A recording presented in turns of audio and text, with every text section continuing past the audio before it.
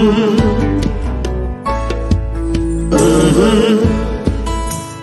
the game gets rough and this life just seems so tough, make we talk, my people, make we talk. When this town becomes an ugly place, don't let it erase the smile from your face. Make we talk, people, make we talk. Conversation is the key, a guiding light for you and me. Spark a talk and you will see. Conflict solver A to Z. World leaders master the art of self-defense just by talk. So people, make we talk. Hey. Good evening, good evening. Welcome to a special edition of the Make We Talk program right here on the Make We Talk YouTube channel. I have with us Dr. Rupert Francis. On telephone, I have with us the fireman himself from New Start 93 FM, Conrad O'Brien. And this evening we're going to speak about the diaspora, the way going forward. But before we go into that, we're going to ask Conrad O'Brien to give us his opinion on what is going on in Jamaica. Conrad, are you hearing us? Hold on for me, Conrad. There's something going on with this thing here tonight. Hold on for me. No, Conrad. Yes,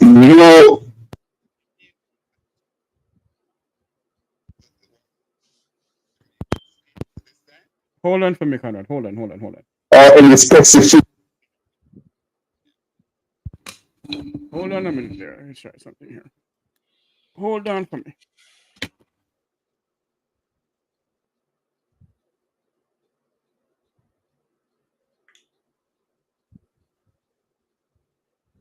Yes, so tell us what is going on in Jamaican space at the moment, from your point of view.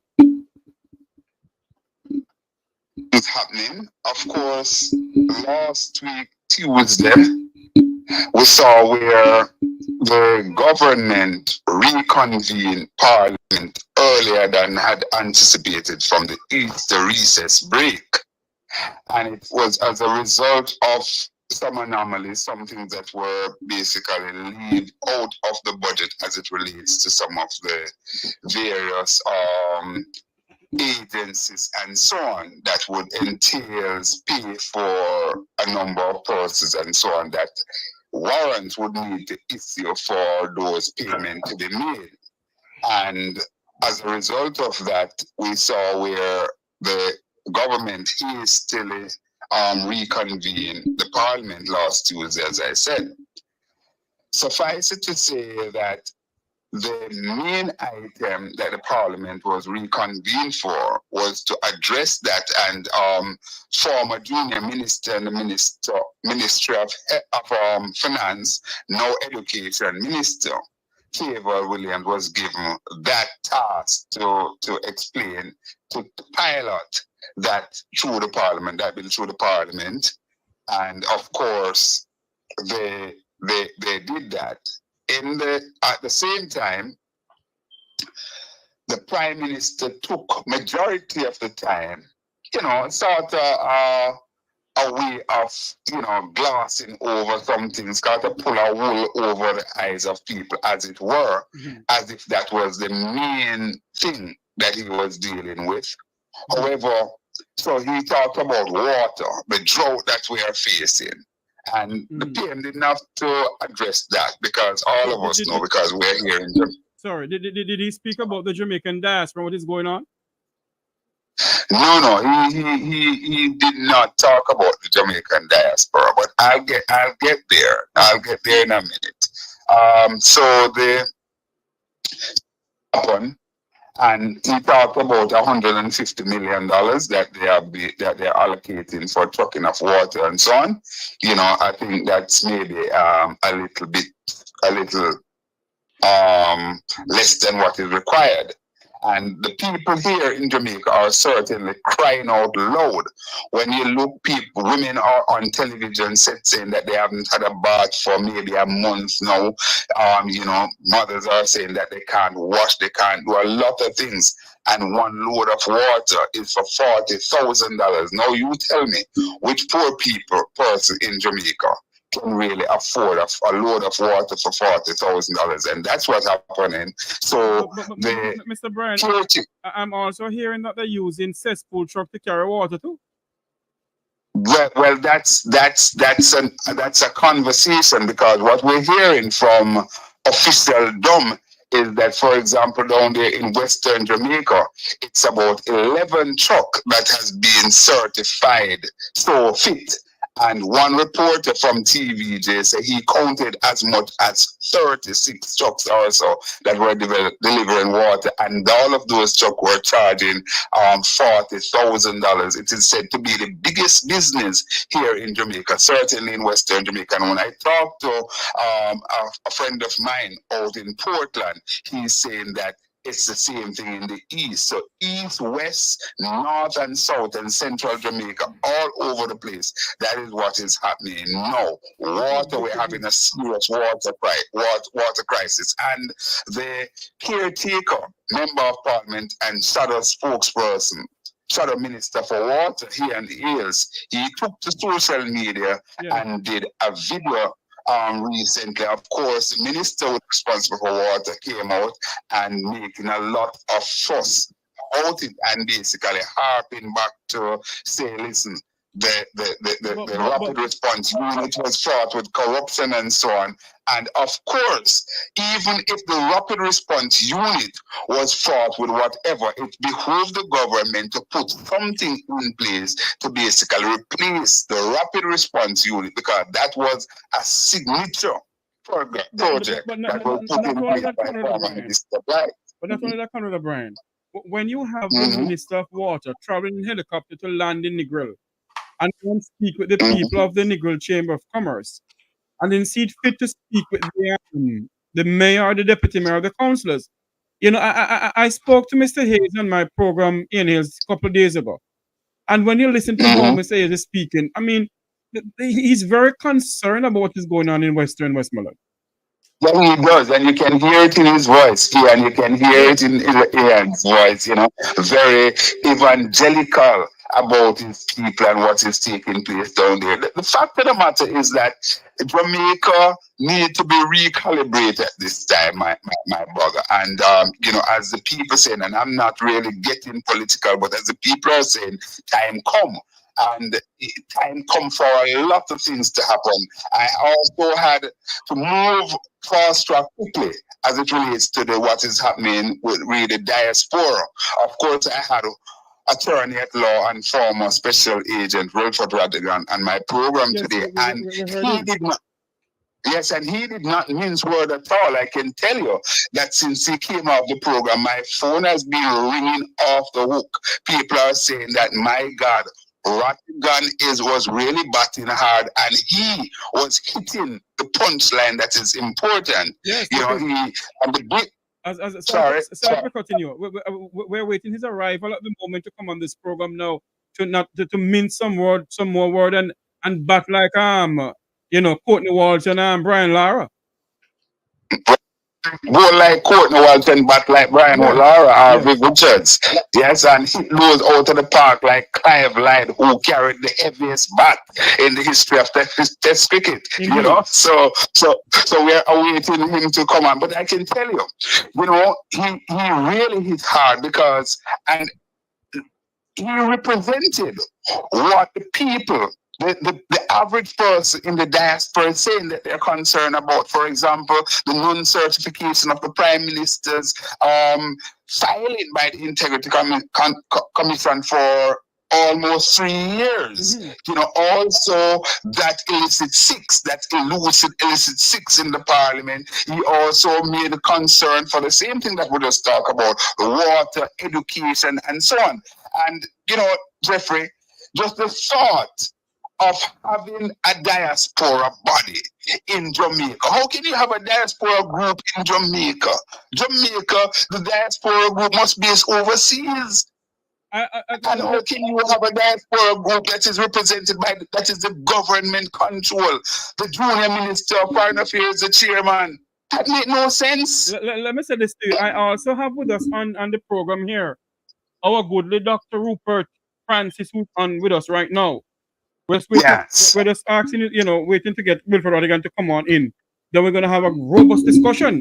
So what I want to know from you now, Conrad O'Brien, what is the views of the Jamaican populace going on down there with the diaspora group and with the being registered and so forth? Well, certainly what happened, for those persons who have spoken to, they believe that the group of which Mr. Dr. Francis and certainly with Attorney at Law Rattigan is a part of, really and truly had basically removed the carpet from under the feet of the government, in that they have basically made a preemptive strike and went and registered the name of the Global Diaspora Global Diaspora Council, right? And they see that as really a significant move on the part of those folks, gentlemen and ladies in the diaspora. So from that point of view, and of course, it would be remiss of me not to also be truthful to say you have another faction who believe that there is some amount of witch hunting that is taking place, and there is some amount of vexation that is being carried out. Those who wishes to, champion a line for the government and not looking at the bigger picture as to what exactly the members of the diaspora, the genuine members of the diasporas are battling for. As Wilfred said today, that the body that is represented by Jamaica, the Jamaican government, they are primarily interested in selling something and so on, and so commercial aspect of it. But the genuine diaspora group, of which himself and Dr. Francis et al. Is a part of, they are really and truly interested in fighting for the average Jamaican person as it relates to health care, security, and education, and of course for good governance, wanting to see the PM taxes and being certified, knowing who is illicit six, etc., etc. So there is a mixed reaction as it is in Jamaica. You have people who will draw a partisan line, but in the main, independent folks believe that the diaspora group, of which, as I said before, Wilfred and yourself, Jeffrey, and others are a part of, you are really asking the tough question: what has the Jamaican government done for its people lately? And not only that, Conrad O'Brien, when you listen to the speech given by the Minister of Foreign Affairs on the launch of the Jamaican Diaspora Conference, and also today, when you listen to the junior minister of Foreign Affairs and Foreign Trade, you don't hear speak nothing about the Jamaican people to assist people in anything. No, not at all, and that is why we say it's really a marketplace. They're promoting a conference to basically sell some products and so on. And while we can understand that, because you need investor and investment in the country, but they must address the issues that the diaspora grouping in the main want to be addressed. Even my the sister there, Doctor, oh my God, Karen Dunkley, because while she may be on a middle of the road kind of scenario, but deep down in what she's saying, I am sure that she really wants to see the similar outcome where the government of Jamaica address those things that are of concern to the rank and file diaspora person. Not talking about those who are visiting some cocktail dovetail and get an invitation with the government. I'm talking about the real people who are over there working hard, sending back their remittance money, and indeed are doing a little investment here and hoping that there will be a time when they're able to return home to a place of peace and tranquility, a place to raise families, do business, and retire. Yeah. So those are some of the concerns that are hitting. Also within a short period of time, we have recorded about 19 murders in a matter of days, and the latest blotter comes out saying that we have a reduction in murders from the police, but certainly the feel of it and what you are hearing, it is hard pressed for you to convince rank and file Jamaica or any Jamaicans at all that they're in a safer environment. Mm-hmm. So those are some of the things that are impacting the space here called Jamaica, land we love. Mm-hmm. Yeah. What? I know you don't have enough time with us, Conrad O'Brien. I want to tell you thanks for coming on. Conrad O'Brien of the News Talk 93 FM, the straight up talk show, the man who don't mince words, the fireman himself, Conrad O'Brien. Respect, man. All the best, and God bless you. And you guys continue to do the good work.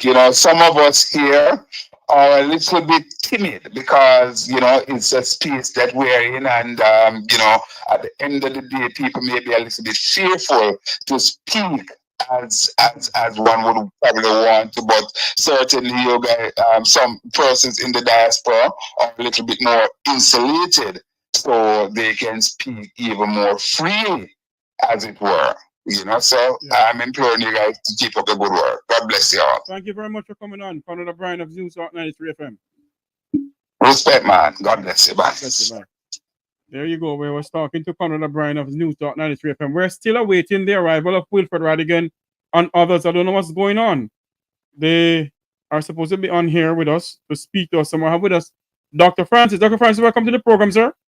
Yeah, welcome. I want to thank Conrad O'Brien for his overview. Conrad is still there? No, he already left, sir. Sorry. Okay, good. He couldn't stay much longer with us, but you can still thank him. I say you can still thank him because although he's not on. I want to thank Conrad O'Brien for coming on and that wonderful overview of this morning of Ratty's interview with him. I heard that it not heard from him alone, but many people who said it was first class. So I'm very happy about that. We are spreading the word, and we had a number of members on my radio talk show this afternoon. Unfortunately, you had some issues with your phone or something. Yeah, I did. Internet was just going in and out on this phone here. Mm-hmm. Anyway, it went down very well.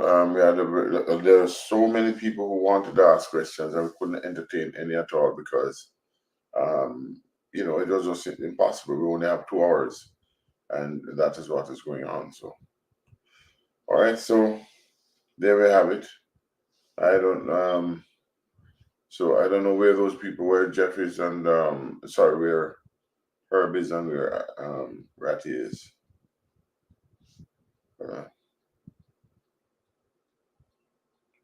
Have you gotten in touch with them?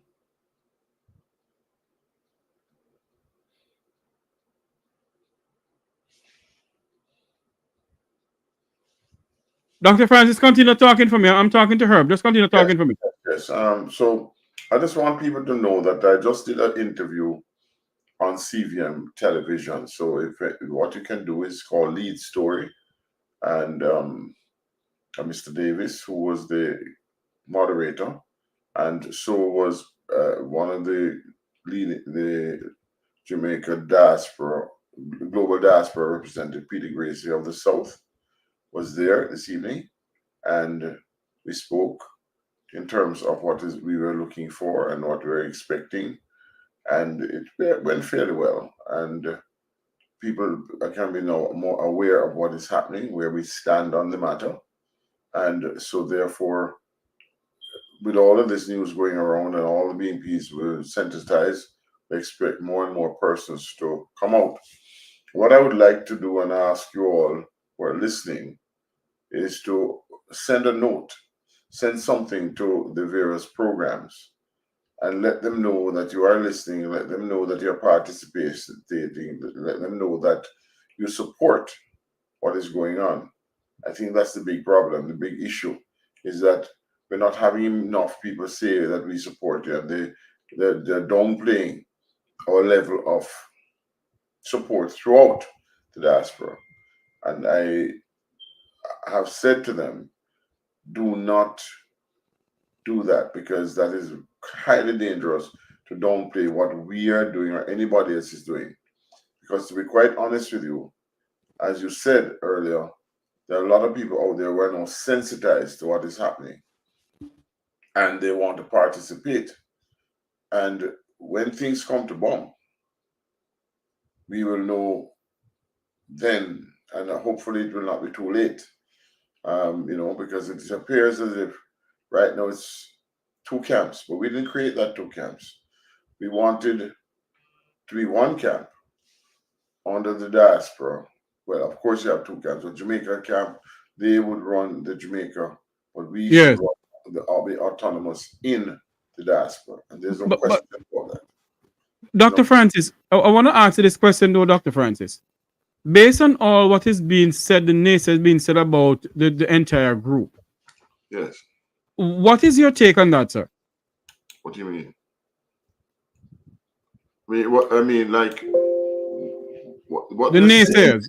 The naysayers. But let me tell you something. You're gonna have naysayers everywhere.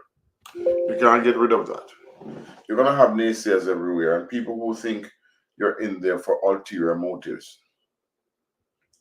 Me, for example, after having given up a lot, and made a lot of sacrifices for the diaspora, there are some people who believe that you're talking out of turn. They believe that you're trying to enhance yourself. And I don't know how they can draw those conclusions. But I know, and whatever I've done, I'm not perfect. But whatever I've done it for the interest of the Jamaican people. And I can guarantee you that the people on the call to action are doing the very same thing. The only problem we have is that the people out there who are supporting us, well, they should not identify themselves now, but they should identify themselves in the future to show that our situation is very legitimate, and we have a legitimate story, and that's why we are telling it, and that's why we're doing it. Eventually, they will have to understand that the diaspora is autonomous. Wilfred Tavares, Mr. Tavares. One moment, please. Yes, Okay. Yes, Dr. Francis, go ahead. All right, hold on to me, Dr. Francis. Okay, caller, go ahead. Welcome to the program. Yes, I was called Terry Longton. He gone to the UK, telling people. No, ma'am. Hold on for me. You're live on air. Yes, I want to be live on here. Okay, you're live on air, so go ahead. Terry Longton went to UK, telling UK people to come to Jamaica to invest. Invest in what? Does he tell people them to have a hospital in Jamaica? Neither a clinic nor a hospital, people dropping out like fly. I don't want the ruleness and them 40 teeth, them telling people. You take Jamaica people is no fool no more. Time come.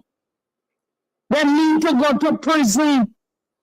Them youth, them in prison, Jamaican youth, them ghetto youth to come out of prison and put the MP, them and the Prime Minister in a prison. Andrew Holness and him wife, Juliet Holness. Market rat, market fly. She used to go to prison with her husband. Them is criminal.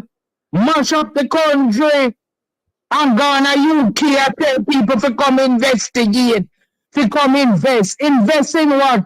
The old man, him is 105-year-old. Them rob the man money in the bank. And all of the Jamaican people money gone, and the Prime Minister don't come out and say nothing. So we want people overseas to come invest in what? Criminality? They are criminals. They need to go to prison. All of the JLP, MP them, and the Prime Minister and his Bigfoot wife. Yes, ma'am. All right. Thanks for calling in.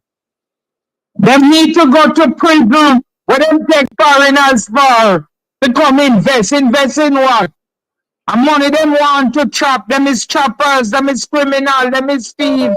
JLP party thief. Okay, ma'am. And the selling followers. Them is criminal. When take Jamaica people back. Hello. Hold on for me, please. You have to be careful how you call people thief on the platform here, no, ma'am. Because I don't want give back the people in my family members money. Hold on, please. That gone, the money gone from the bank. Hello, ma'am. Hold on for me, please. We have to be very careful. Okay? Yes, but the money gone from the bank. Tell the Prime Minister to make the people and get back their money from the bank. Can you please listen to me, please? That is criminality. And now Terry Long come down to UK. I tell you, so we must leave England, America, and Canada to come invest in Jamaica. Ma'am? For what? Are you gonna listen to me? Hello? Hello? Yes, are you gonna listen to me?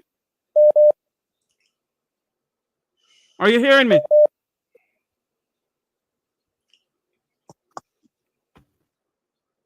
Hello, caller, welcome to the program. Yes. Blessings, Jeffrey, blessings. Wonderful talk show platform. And it's more than talk because it's now inciting a lot of actions. I must apologize. I want to come in stream-wise, but my instrument is, yeah, I know, but okay. it's over hot. it's not those hot, it's very hot. Okay, go ahead. Yeah. Yes. So I'm live. I'm on here, right? Yes, you're live on here, but I have another call coming in.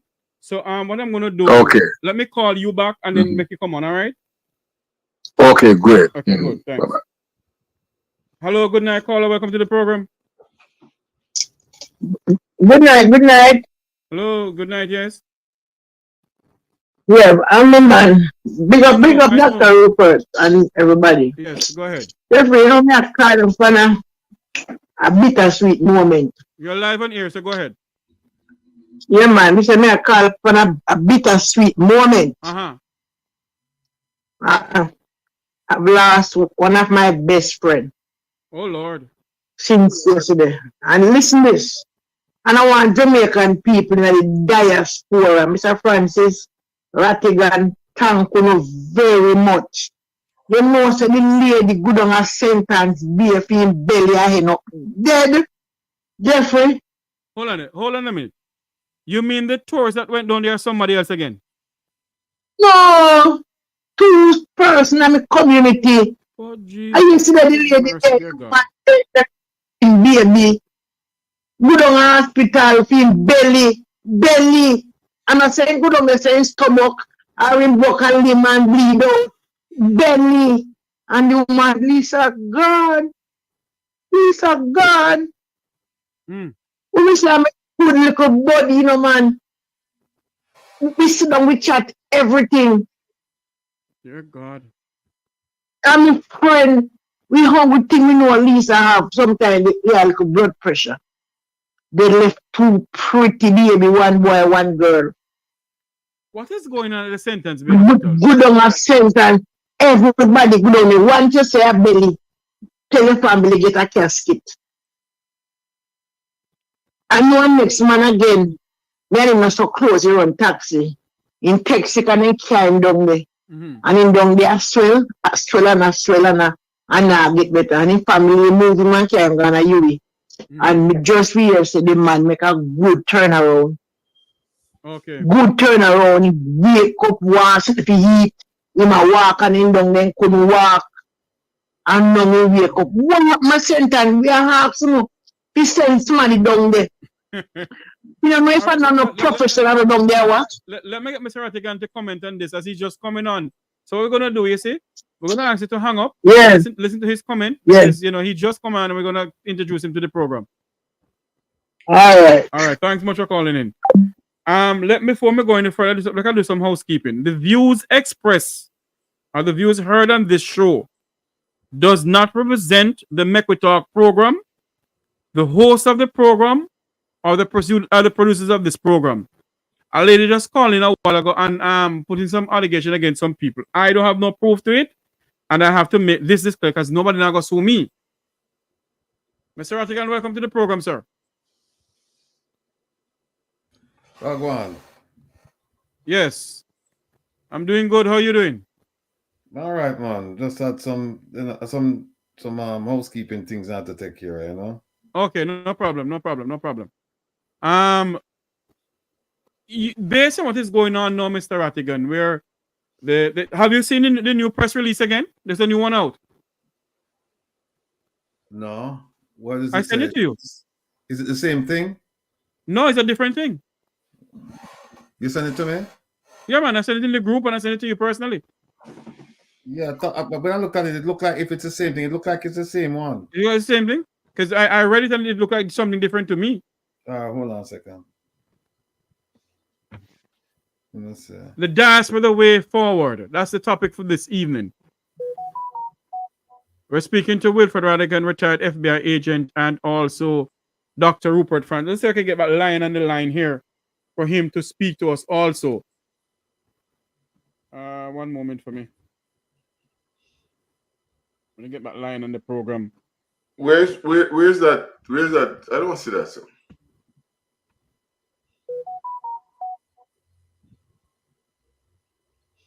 We're gonna Right, you say something? Dr. Francis, you're live on air, no, sir. Same thing. Oh, same thing.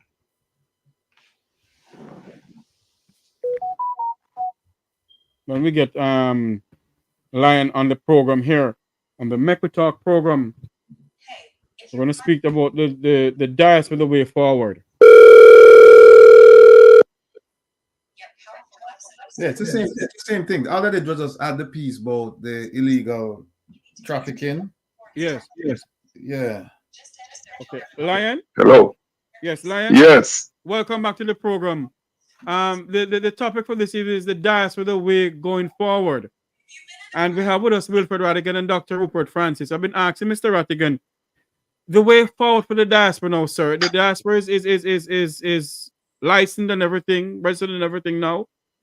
The way going forward the diaspora, and what happened in the domain today where the Minister of Foreign Affairs speaking on nationwide news.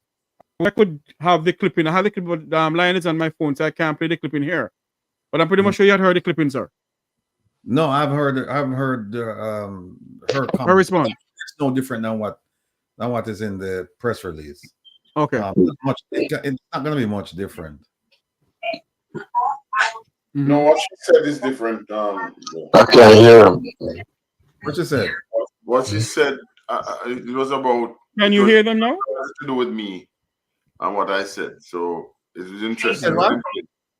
It was largely. Are you hearing Lion? And what my appearance on. No, I'm not hearing it.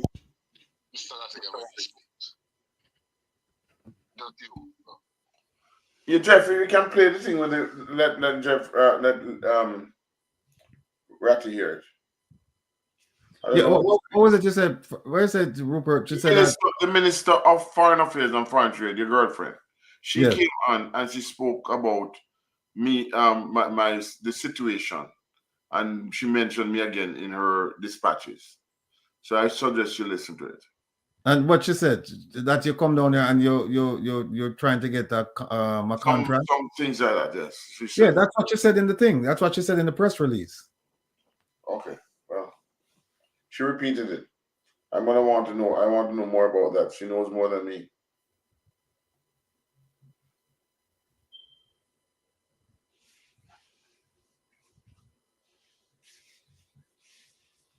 What? and Dr. Karen Dunkley. Are you hearing it? From the diaspora, speaking about what your ministry is calling a parallel diaspora conference set for Montego Bay in St. James, Montego Bay Convention Center, June 16 to 19, and the issues, the vexing issues from Dr. Francis's perspective that have caused him to be leading the organization he is. What do you make of all of that? Sorry, unfortunately, although I am an avid nationwide listener, I did not hear the full interview, but I did hear a part where I think it was the end of the interview. You were asking a question. You asked Dr. Dunkley what conference she would be going to. Yes. And I said I'm really motivated to try to call in, because the truth is there is only one conference. It is the 10th biennial Jamaica Diaspora Conference, and it recognizes 20 years of formal engagement between the government of Jamaica across administrations and the diaspora. And it was really distressing to me that with all of the work that's going in with our amazing legacy partners, JN, DM, Grace Kennedy Group, all our new amazing sponsors with National and Digital and Island Car Rentals, all of these great nation building companies that have come on board and who believe in this project of engagement of the diaspora and Jamaicans at home and abroad in nation building and in mutual benefit and growth. This issue of this Global Jamaica Diaspora Council is something that I thought should be expanded on, because we are working with them closely in developing the conference. The Global Jamaica Diaspora Conference Council and the Global Jamaica Diaspora Youth Council were created in 2019 after lots of consultations about how we expand diaspora engagement. Because when I became minister, I inherited a framework where there were 8 persons comprising a diaspora advisory board. These 8 persons were appointed by the minister. And to my mind, and my team supported me in that, and with technical team, and we continue to work and engage with the diaspora, was, well, how can we make this wider? How can we bring more people in? And how can we develop a transparent process? So for the first time, we had elections in the US, UK, and Canada across the same period of time, with terms of reference and a campaign period and registration, a whole ecosystem around how we allow the diaspora to feel empowered in the creation of an entity that will be the key interlocutor with government on projects that will help to push forward the issues and programs that the diaspora feels passionate about and that we agree should be priorities in nation building. So that we even moved beyond the traditional health and education into development issues, into sustainability and environment and of creative industries, things which are relevant and show movement and growth, but also allow for different people across the diaspora to become involved. And in that regard, Minister Johnson-Smith, in that regard of providing the space, the avenue for people to make their suggestions and to be heard, Dr. Francis said he hasn't been heard. You know, he has given his suggestions and ideas, but he has not, he has not been heard. Has he said he hasn't been heard, or has he said, so far as what I've been hearing across the piece, that everything that he suggested hasn't been taken on board? He has said that as well. Has he said that he didn't try to create a consultancy which would have monetized the arrangement, and might there have been some objection to going through they didn't think it should go through a procurement process? They should just offer consultancies and be contracted, because that I understand from persons who are members of that task force before and who left it, that's why they left. But I don't want to get into... No, Minister, you can't say that and run away from it. Hold on. No. Because really what is important, and it's really, I think, what is concerning to me is that this discussion is causing divide for something that we've been working so hard to pull together, to expand and to include. Yes, I understand that, but hold on, Minister. For something you've worked so hard, and you gave us some history in the formation of the GJDC, but hold on. based on what Rupert Francis and his colleagues, his associates have done, you may soon not be able, the GJDC may no longer be able to claim any ownership to the name because they registered it. How could you not register it after so long? Do you know, the technical team at the ministry advised that, there's always been, and they've always advised, because clearly this would have been discussed on more than one occasion, that because it's a movement and because there's always this back and forth between government and diaspora as to ownership and leadership, there's the intention to ensure that there's this broad committee and cooperative effort, which has always been about how do we work together the best. The issue of ownership was less of a technical issue than the fact that we all agreed that this is what the logo would look like, this is what the terms of reference are, and this is the work that we're going to focus on. And there was never an anticipation that there would be any fringe group that somehow, whose membership we don't know, whose terms of reference we don't know, we don't know anything about. I mean, what we on the government side know and what the members of the diaspora, because remember, this is now the second elected iteration of this council since 2019. This is a body that's been functioning. We have programs. We're launching the new JAMDEM portals for diaspora specific lines of investment. Yes. We have the diaspora mapping program in respect of looking at human skills and engagement. But just so I don't lose the essence, so that because I'm thinking of my listeners, I don't want them to lose it in all that you've said. So you've said that your team at the ministry advised you that it wasn't in the best interest of the GJDC as constituted to register it legally. So just let it remain as a movement. They didn't see it as immediately urgent because of the thinking that I just right. So it's not a case where they say don't register it, but not at this time. It's not urgent at this time. If I recall correctly, and then we can go back and of course we'll be meeting again to sit down urgently at cabinet today, but we'll be sitting down again tomorrow to work through some of the details in terms of how we've gone forward and what we now do. And you're going to need a new name now because you no longer have legal claim to the name, at least in Florida. I don't know if that is the case. Oh. And the fact is that we've been using the logo and the name, and there is a body of persons duly constituted, who were elected in. Hold on there. Mr. Rattigan. You heard what she just said a while ago? Mm-hmm. Your views on that? On which point? Because she made a lot of points. She just said about the logo, and she made the point about the registration and so forth. What about the logo? Your views on that? All right.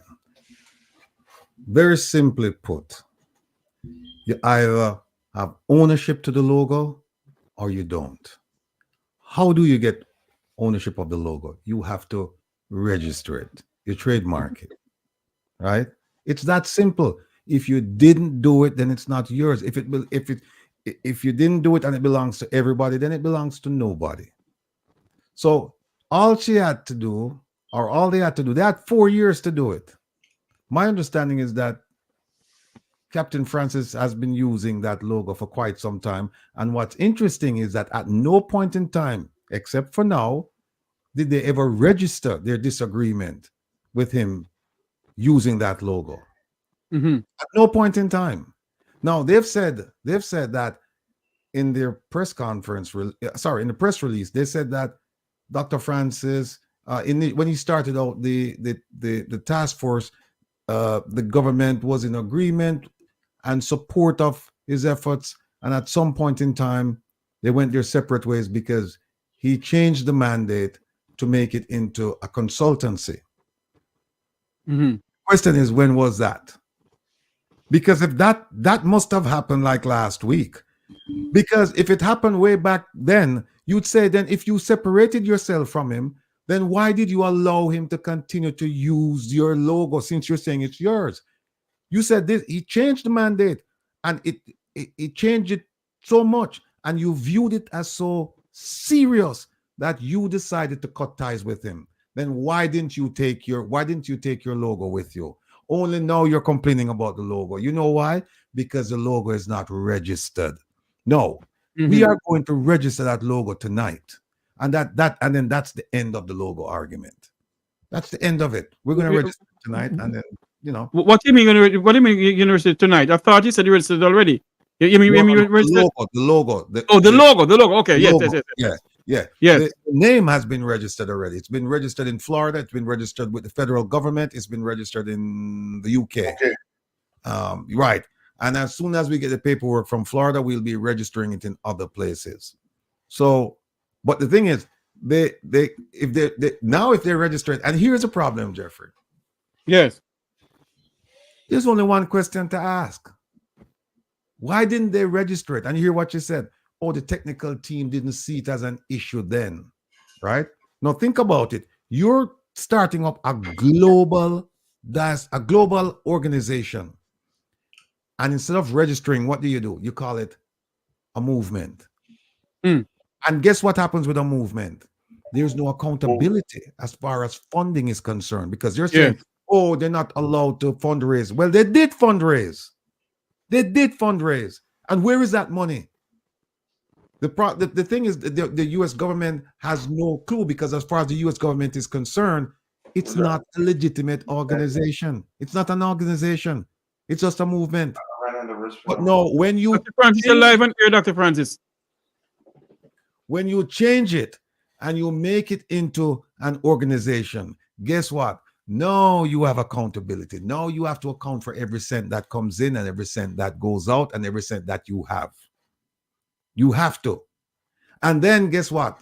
It also makes you subject to the Foreign Agents Registration Act.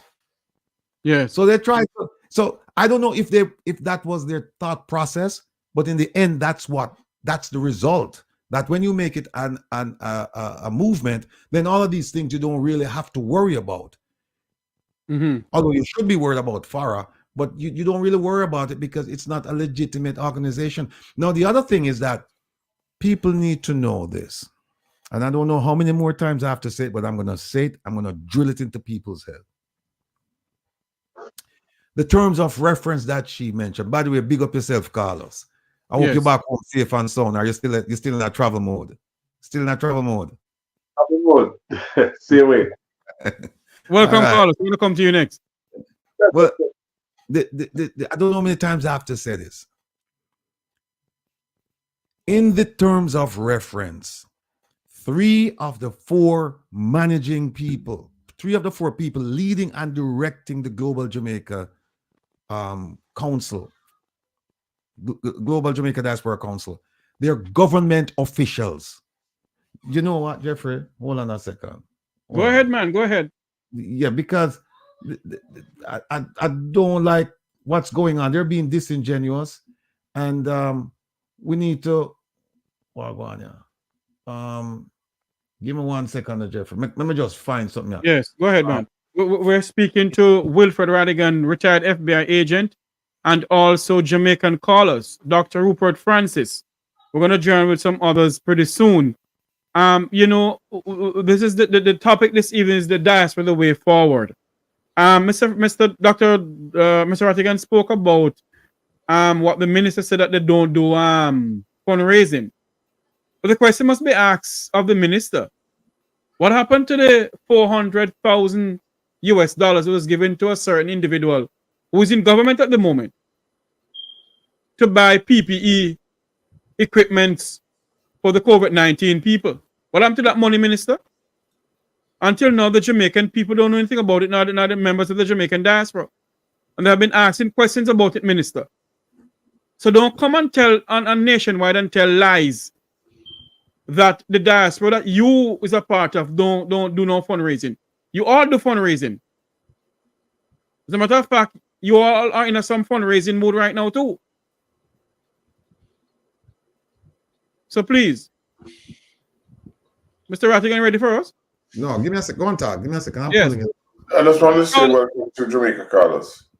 Yes, Carlos, welcome to the program. Your views and what has been the rumbled the rumble that is going on in Jamaica right now between the Ministry of Foreign Affairs and the Jamaican diaspora. Go ahead. Good evening, gentlemen. Good evening, viewers and listeners. Ratty, Doctor, and thank you for having me, Jeffrey. Yeah, man. I think they're a little bit too harsh, a little bit too rough. Based on what I'm reading from the Miss Camilla Johnson, her statement, part of her statement is saying unity and love, kind of.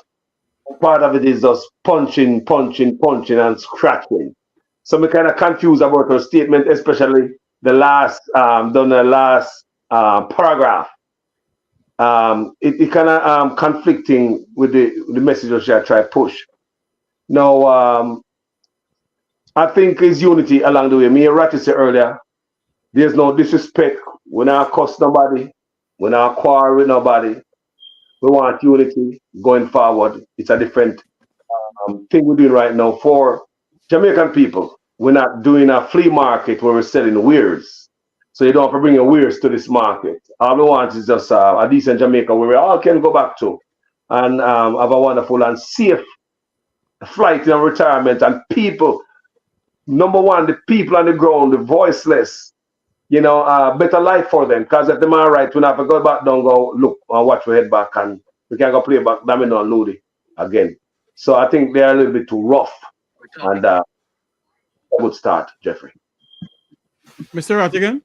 Yes. Now, people, detractors, supporters, I'm going to ask you to walk with me through this document. And I'm asking you to use your best judgment. Put aside your biases and just look at the document. Let the document speak for itself. Let the document resonate with you. This is not a matter of interpretation. This is not a matter of belief. This is a matter of simple understanding. And then once we're finished, I am convinced that you will see exactly what I'm saying to you. And then if you still want to pretend that you don't see it, then that's up to you. But you can't say that I didn't reveal it, because it's going to be a revelation for most of you, right? No, this document, that is the governing document, how they operate on a daily basis, which is different from the policy. This is the terms of reference, right? Yes. Now, the terms of reference in section 1, subsection 3, it says, it is important to note that the Global Jamaica Diaspora Council is not, N-O-T, an arm of the government of Jamaica. I repeat, it is important to note that the Global Jamaica Diaspora Council is not an arm of the government of Jamaica. Fine. First point, first to commence. If you try to locate the Global Jamaica Diaspora Council, you can go ahead and Google it. Where will you find their page? Their page is located on the Ministry of Foreign Affairs and Foreign Trade's website. Not an arm of the government, but the page that's our page, the Diaspora's page, is seated on their website. Okay, let's go on. And I'm just going to pick some. There's so many things inside of this. Listen to this. They have 30 members now, but at the time they had 28, right? And the government, they were picking approximately, well, more than half they were picking at the time. 14 will be there. One other, 2 members. No. In fact, when it first started in 2020, Minister Camilla Johnson Smith, it said the Minister of Foreign Affairs and Foreign Trade, she appointed a whole bunch of people, right? So they're appointing people. Remember now, it's not an arm of the government, but the government is appointing people to represent the diaspora. All right, let's go down a little bit further.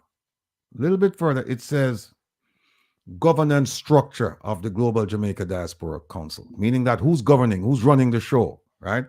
And it says, the Global Jamaica Diaspora Council. This is in Section 3, subsection 1.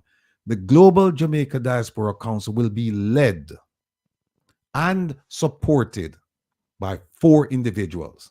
And here are the 4 individuals.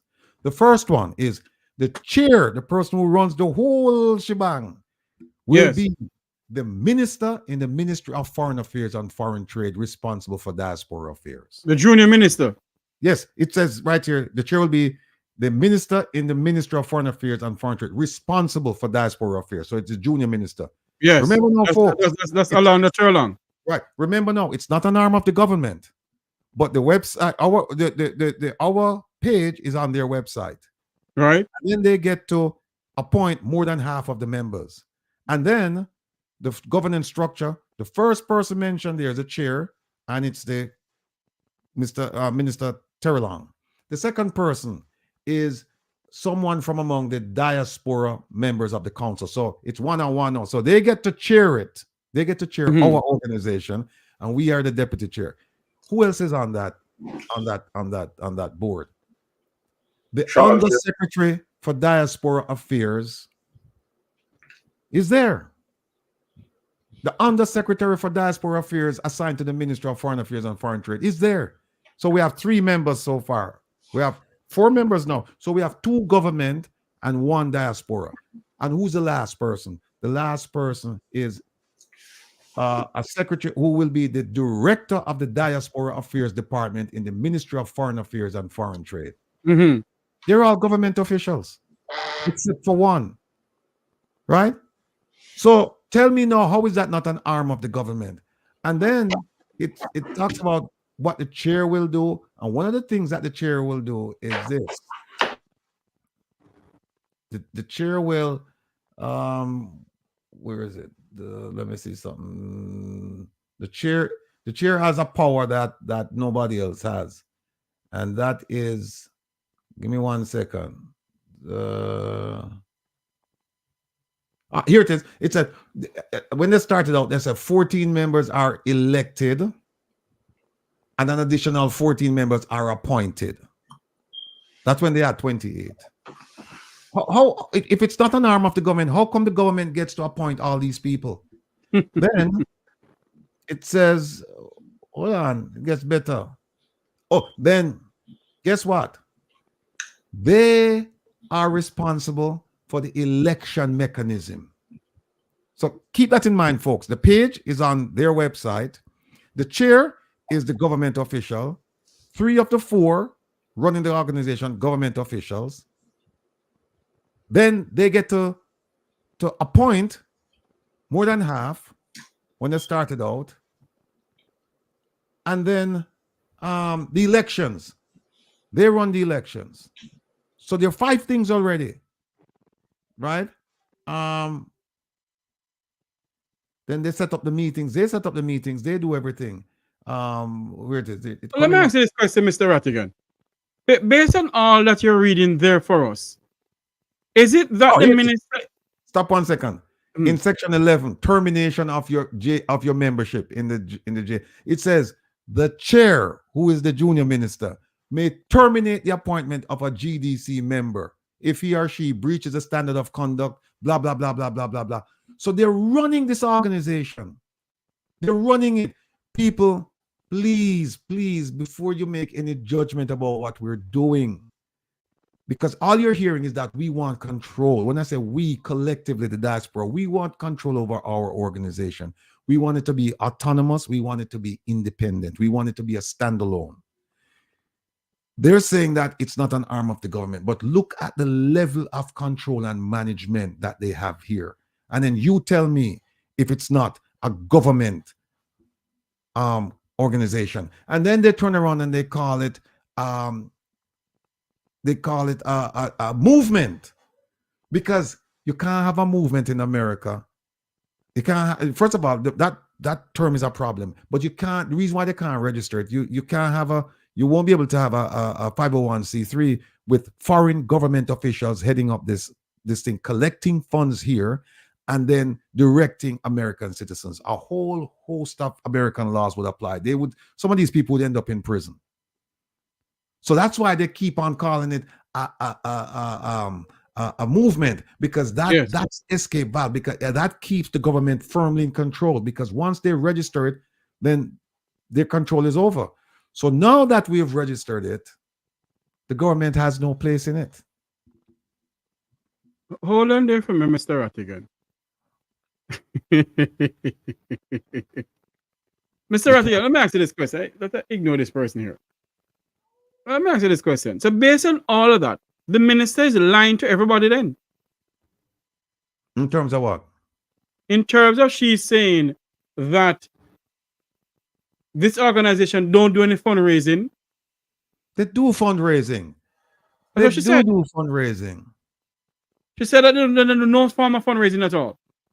Yeah, look, the thing about it, like I said, all of the people, I see some people in the chat, they're upset because they don't like the language. Well, it's not my language. And in fact, the minister referred to it in her interview. She referred to the terms of reference. So yes, I'm she saying did. To you, all of you there who have an issue with what I'm saying, don't believe me. Just take it that I'm lying, and then go and read the terms of reference for yourself. And once you've read it, you tell me if you were in the diaspora. If you're not in the diaspora, pretend that you're in the diaspora, and then tell me how you feel about somebody coming in. This organization is supposed to be yours, and somehow they take the whole thing. In fact, this is right too. They say, we have planned this conference for you. That's what the government says. We, the government, we have planned it for you. And you tell me there's no control there. And then guess what? You have to pay airline ticket. You have to pay for hotel accommodations. You have to pay for transportation. You have to pay. And then at the very end, you have to pay a registration fee to enter your own diaspora. What we are saying is this.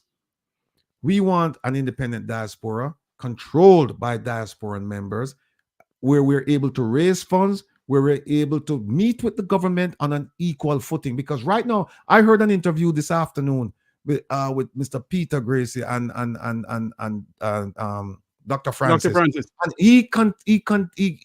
he said on several occasions, and he indicated on several occasions, that he would have to go back to the government and report certain things. He would have to do this, he would have to do that. Well, I can tell Mr. Peter Gracie that if he wants to come on board, we will grandfather him. We'll bring him in and say, okay, since you have that position, we'll bring you in and you will continue to represent. Well, I don't know if he's representing the people of Jamaica, but we'll look into what he's doing. And if he's not, then we can't take him on board. If he is, then we will take him on board and we'll allow him to continue to represent them. Now, the people who won't come on board, then we know we know their true colors, because they're government agents. But Mr. Rattigan, the gentleman, Mr. Peter Gracie, came publicly and said he has to report back to the Jamaican government. Is Mr. Peter Gracie a U.S. citizen? I don't know, but it's coming out of their own mouth that it's controlled and influenced and run by the government. You know why? You know why it's coming out? Because it's true. When they tell you these things, you must believe them. But when they make it any problem, Mr. Tavares, hold on one second. We hear and we understand. We hear it, them tell us time and time again that it is a government, it is an arm of the government. Forget about what they've written. Look at what they're doing. Look at what and that's what the US government is going to look at. They're going to say, okay, you say it's not an arm of the government, but we see 6-7 things here where clearly the government is in control of this. So therefore, what you've written is nonsense. The government is in control. So people go and read the terms. It's 13 pages. It's 13 pages. Easy reading. Just go and read it for yourself and you will see. But isn't if this gentleman is saying that he has reported to the Jamaican government, and if he's a US citizen, are they in violation of US law? Look, his own words are gonna cause problems for him if he's not mindful, because based on what he said this afternoon, the US Department of Justice could open up a case against him, because they could say, you have said that you're reporting to the government of Jamaica. You said you have to go to them and you have to do this and all of this. Where is your Farah filing? Because now you've admitted that you're an agent of the government of Jamaica, a foreign entity, a foreign principal, as the Farah describes that type of relationship. So where is your filing? Where is your filing? I guarantee you he hasn't filed. I guarantee, I'm willing to bet money that he hasn't filed. You know? Wow. And Sandra, look, we love you. You're a Jamaican and you're a sister. Believe me. And we're not asking you to change your party affiliation. I certainly wouldn't be asking you to do that, Sandra. All I'm asking you to do is just read the document and come to an informed decision. Just read the document. Yes. Don't listen to what we are saying. Don't listen to what anyone is saying. Sandra, I believe that you're an intelligent person and that you can read and discern truth from falsity. And I suggest to you, I sincerely would like you to pick up that document and read it for yourself. And then you tell me, Sandra, if you think the government of Jamaica is not in control of the diaspora organization. So when people ask, why are we doing it? Those are the reasons why we're doing it. We're doing it because we want our organization to be controlled by us. It's that simple. And there's nothing wrong with that, Sandra. There's nothing wrong with that. You would agree with me. You wouldn't want somebody coming in and running your, take over your house and start running it. And in fact, in some instances, kick you out. You wouldn't want that. So why would you want that for us? Let me ask you this question. All we're trying to do is to ensure that the government is held accountable and that we can engage with the government on equal terms and collaborate in terms of making life better for Jamaicans living in Jamaica and for Jamaicans living abroad, because we have Jamaicans living abroad who are suffering as well. And part of the policy is that the Jamaican government is going to engage with us in terms of helping those people as well. And we said, yes, we love that. We want that. We want the engagement. But what we don't want, Sandra, we don't want domination. We don't want influence. And that is what is going on. So Mr. Rattigan and Dr. Francis and Carlos, let me ask this question. If you, Dr. Rupert Francis or Wilfred Rattigan, should get a call tonight or tomorrow morning from the Ministry of Foreign Affairs officer from the Prime Minister of Jamaica, summoning you to Jamaica to come and have a meeting with them, would you go down there, sir? Well, let me answer that before, Doctor. Nobody's going to summon me anywhere. No. I am my own man. And so what they'll have to do, they'll have to come. Again, you see, when they summon you, it puts you in an inferior position, right? No, we don't work like that. We meet as equals. So they would have to say to me, Mr. Rattigan, we would like to have an engagement with you and Dr. Francis and Jeffrey Tavares and Carlos and Lion and Tigo and Chris, the rest, all of you. We want to have a meeting with you so we can iron out this difference. When it would be a convenient time and where would be a convenient place. That's how you do this. You not tell me must come to Jamaica. No. Because if you tell me that, you know me, I'll tell you, you come meet me in America. So we have to, that's what we're talking about, equality, parity, and respect. Because here's one thing, you don't have to love me. And I don't require you to love me. But the one thing I will insist is that you respect me. You know, can I say something? Let me say it. I've been reading some of the responses. And I have to ask myself the question. Some of these professional persons, do they love a party? And some, you know, and I'll explain to you why, over the people and the people of Jamaica. I want to say this, that I've seen women who don't send the children to school, and men too, sometimes men, but mostly women in Jamaica. But they'll go out and they'll spend $50,000 on this and that to go to a dance or somewhere. Now I have to ask myself the question, leave the children at home hungry? And I have to ask myself, are these real mothers or fathers? Dr. Francis, hold on there. Don't go off track for me. Tell me. Hold on for me, sir. Hold on for me, sir. If you should get a call now or tomorrow that they want to meet with you either in the CG office in Miami, or they want to meet with you, if Ambassador Marks would call you, or the Ministry of Foreign Affairs or the Prime Minister's office should call you, what would you say to them, sir? Well, let me say this. Please allow me to say what I want to say, because here's the situation. If they had called me 2 weeks ago, I might have had a different opinion. But right now, I stand with where Ratty stands.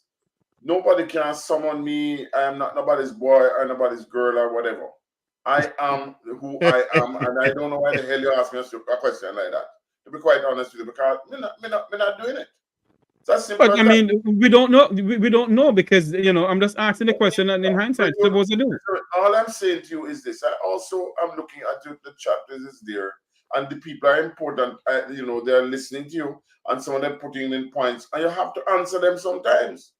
You have to answer them because they think that. Yes, Dr. Francis, I understand you have to answer them, but I'm just asking your question, sir. Okay, all right. Anyway, I started Ratty. Okay, so is that okay? Yes. I'm not going away until we all decide that we're going to go somewhere, and we all make a decision on our own accord. Simple. All right? Nobody can lead people around the place, and certainly not the Jamaican government. Yes. Let's put it that way. Anyway, your time, Carlos. Sorry. Yes. Good question, Jeffrey. Nothing wrong with the question. A good question. And we are talking about unity that we want. But yeah, we also talk about respect. Same way. Indeed. The Ministry of Foreign Affairs and Foreign Trade sent out a press release on April 12th. Remember the last paragraph I talked about when I'm confused. I'm going to read it. Right? It go along with what you're saying right now, Jeffrey. Unity. Right? The Ministry of Foreign Affairs and Foreign Trade remains committed to fostering a constructive and inclusive, listen to the words, inclusive dialogue with all members of the Jamaica diaspora. Listen to the word. We also commit to sharing with Jamaican community overseas more information about positive achievements in Jamaica, so they may not fall prey to the disinformation of disruptive and divisive elements. Listen to fall off of this. Divisive elements, I want to come off of that. The ministry believes firmly that by embracing unity, I'm confused over this paragraph, because one part here talk about these divisive elements, but the ministry believes firmly that by embracing unity and nurturing collaborative efforts and adapting the comprehensive whole of society. Whole of society mean everybody. Everybody included. Nobody is no divisive. All the divisive elements are included also. Yeah? So if you say whole of society approach, we can collectively confront the challenges facing our nation and work towards a prosperous future for all Jamaicans. Jeffrey, we are saying, well, I got a question, but looking at the last paragraph of that press release, I'm confused. Well, Carlos, I'm not confused. I'm not confused. Them say where dogs are not invited, no bones are provided. Okay? So if you want to go where there is no, you've never heard that term, Jeffrey? Where dogs are not invited, no bones are provided. Yeah, but I'm trying to figure out how this. Go ahead, Ratty. I'm trying to say that based upon what he just said, in what he just read. Yes. There's no intention for unity. There's no intention for harmony. There's no intention for the invitation. There's nothing there. They already said it. We're a bunch of renegades. That's what they said. So I don't understand. It's not confusing to me. And I am to know that because if a crab come down from the wall and sit down there, something wrong there, and I am a crab that come down, and I can tell you that is disingenuous, it's a lie, and it don't go so. And don't ask me why I can say so. I know. Maybe you don't know, but I know. No, I see what Carlos talking about. You're talking about the very last paragraph, right, my brother? Yes, Ratty, for sure. Yeah, it says the Ministry of Foreign Affairs and Foreign Trade remains committed to fostering a constructive and inclusive dialogue with whom? With all. ALL, not some. All members of the Jamaican diaspora. We are members of that community. Then the next sentence goes on to say, we also commit to sharing with the Jamaican community overseas more information about positive achievements in Jamaica so that they may not fall prey to the disinformation of disruptive and divisive elements. So if you want to meet with all the diaspora members, if you want to meet with all members of the diaspora to establish unity, then how can you declare a war, so to speak? How can you establish enmity and say, well, we don't want them people because those people what unity do you people want when you're already divided? No, Mr. Albert Hugh, let me inform you, because I think you're misinformed, sir. I'm not sure if that is your picture. If that is your picture, much respect, because you're an elder. Albert Hugh, the truth is you guys hate the press. Mr. Hugh, all you have to do is just go read the document. Read the document, and then you can come back and discuss it with us. But Carlos is right. They say on one hand that yes, we want to meet with everybody in the spirit of unity. And then they say, but we want to, there are some divisive elements over here, and their purpose is to divide the diaspora. Well, yes. I tell you what. Ask them this. Ask them when they established the Global Jamaica Diaspora Council in January 2020. That prior to that, there was a division in the Northeast. So much so that the rep, Akeelia, I can't remember Akeelia's last name. Maitland. That she ended up in a big fight with them because Akeelia felt that the government, there was too much overreach, too much control in the new iteration of the diaspora organization or movement, as they call it. And there's a huge problem. They don't tell you about that. They give you the impression that, oh, everything was united until we came along. Well, I tell you what, if everything was united, how come our Northeast rep only got less than 100 votes? If everything was united. If everything was united, how come the gentleman in there are people in England who get 17 votes and them are lead? How come that happened if they're united? If they're united, you'd have, just take the Northeast, for example. You have, I don't know, probably more than 1 million people in the Northeast, right? Because the Northeast is from Maine all the way down to Virginia. And you only get 100, you get less than 100 votes. You have, like we say, 1 million people and you get 100 votes and you say that's united. A lot of people didn't vote because them just give up on the organization, upon the movement, as them call it, because they said the government, there's too much government influence and overreach, and them actually kick out Maitland, Akeelia. Yeah. Akeelia, if you listen to me, big up yourself. Listen. Can I say something? Because I was there, and we went through it. I was there with Akeelia. And this is the sort of situation that a lot of people don't understand, that when you talk from experience, what Ratty just said, and this happened, there was and I have to apologize. I tell you the truth, Akeelia, boy, in retrospect, you had something going there. You had something there, and I will tell you publicly that was something. And we had started in 2018 Marjorie, but that's another issue. But the point I'm trying to make is that some people, they never learn from the mistakes that they have made. And I'm here to tell you that maybe, I don't know how everything unfolded and what have you, but we are all brought into the thing, and it was a big mess, as Ratty just told you. But we are here to think about the way forward. the way forward. That's the caption you have here. And what I want to know is if those persons listening to you on your program, some of the questions that I've seen and I'm being asked and statements, what do they see as the way forward? If they don't agree with what we are doing, right, based on what we are saying, we have invited them into our parlor, let's put it this way, then what do they see as the way forward? Some of the people, they should tell us. If they do not, if they don't agree, what do they, because it seems to me that in old Jamaican parlors, there's some diehardism going on here.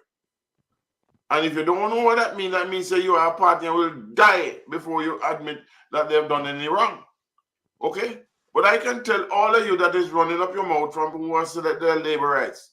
I don't think you're more labor rights than me, and I don't think that man is much older than me either. You understand me, Mr. Hugh? And I want to, yes, I'm going to say it. Because as far as I am concerned, I gave service. And I'm now looking back and I'm saying to myself, how can you as an individual, how can you as a Jamaican, how can you be a member of the diaspora and you don't see your brothers and sisters and what is going on in Jamaica? In 10 years' time, you will not be able to identify Jamaica if you don't do something about it now. No. So I am not holding and trying to pretty it up. I'm telling you what I've seen, how I feel, and that's how I feel. Argument done for me. You know what? Jeffrey, I went back and I found some stuff. I'll send it to you in the chat, right? The old diaspora advisor, and you were right. You were right today, Captain, when you said there were 14 members, and the guy told you that there were 8. Yes. I'm looking at the graph right now, and this goes back. This goes back to art. I'm looking at something that came out in October 2019. While they were discussing, because remember now this thing was established in January 2020, and here's one of the things that they were complaining about in the Northeast.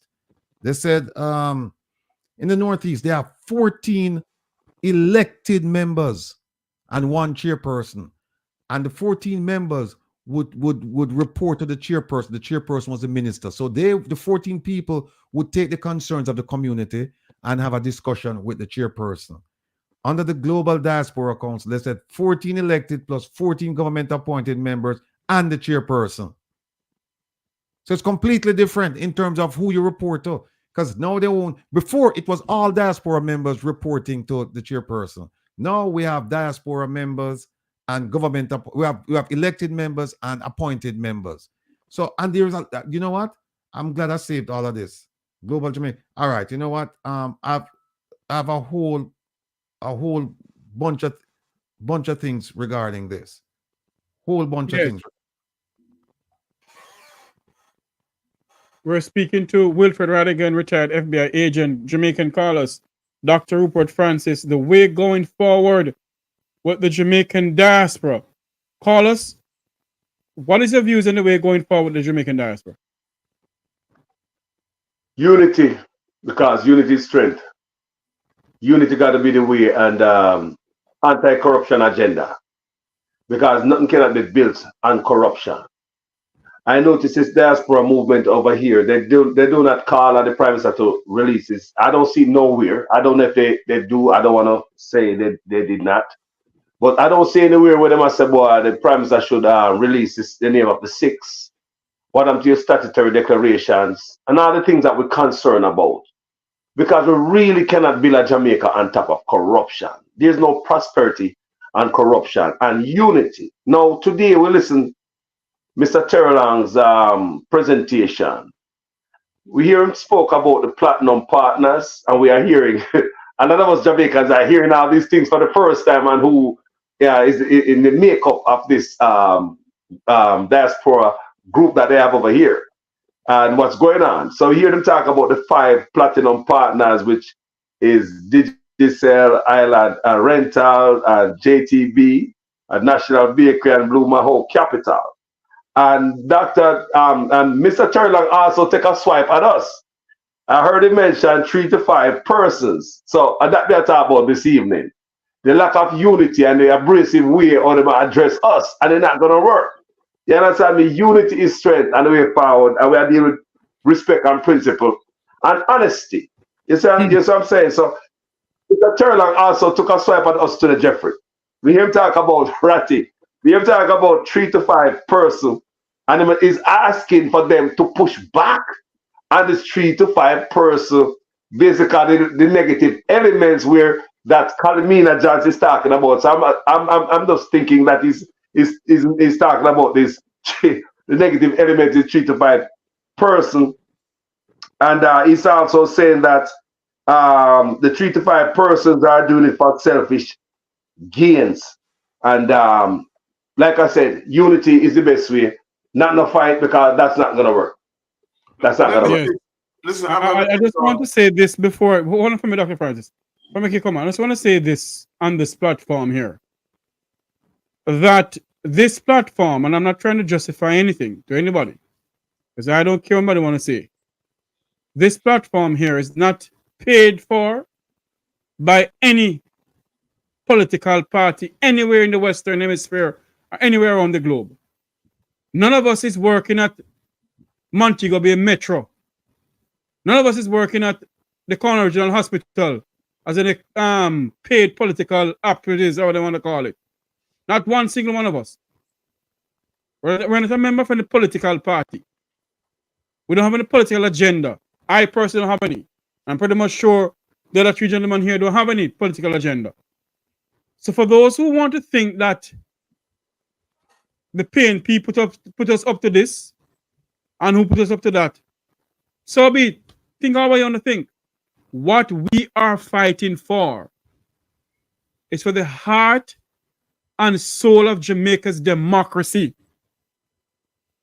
Our people who are put aside, who people don't think about them, those are the people we're fighting for.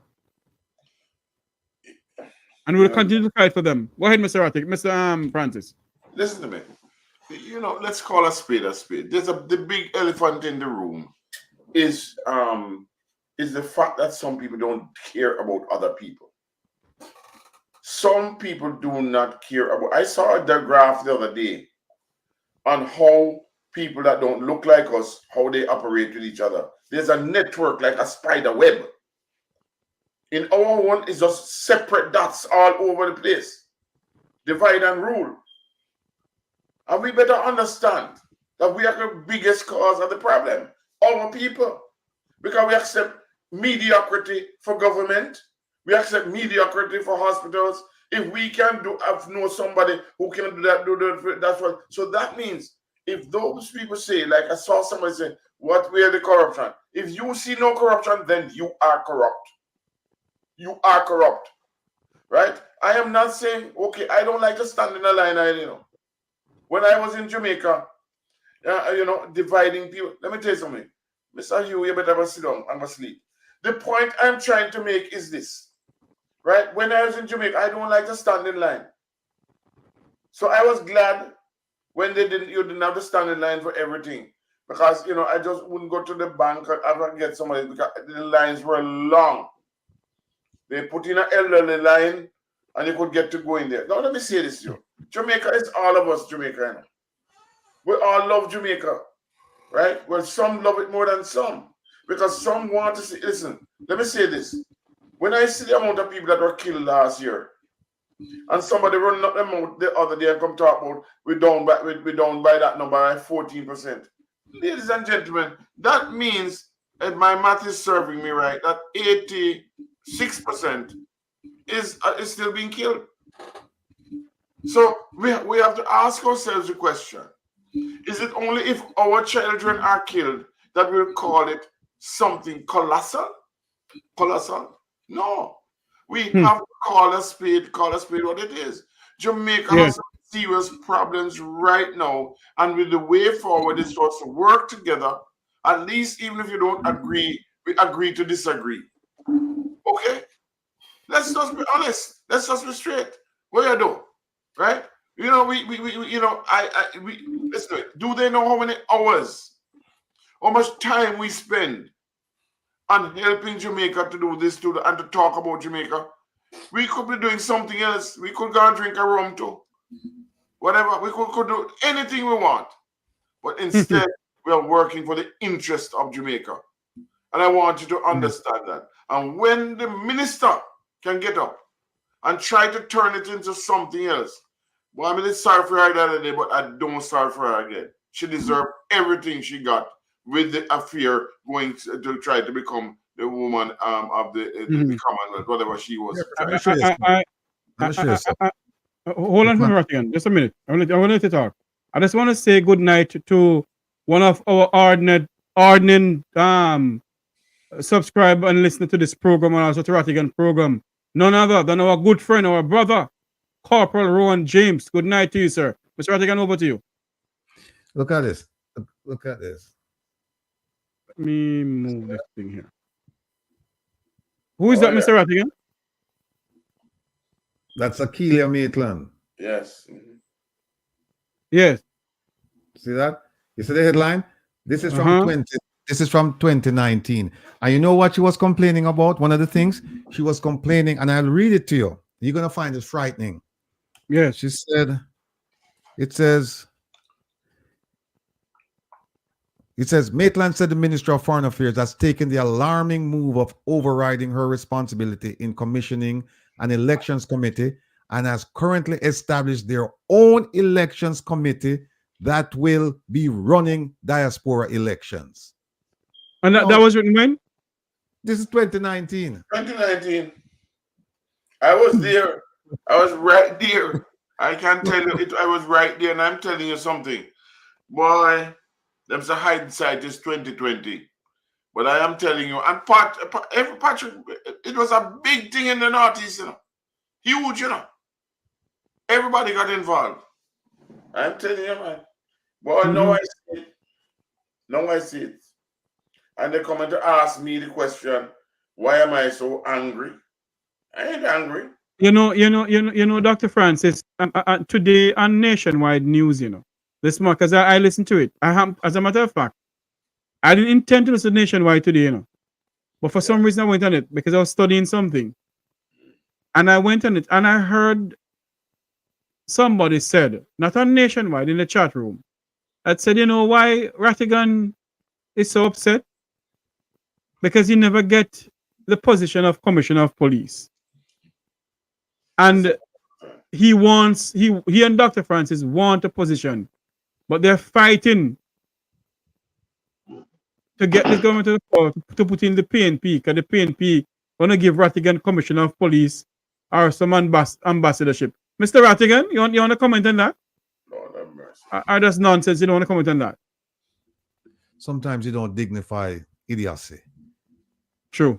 Just leave it where you find it. Let me show you something. Go ahead, sir. Something. I'm gonna. I don't know why I didn't look in this file before.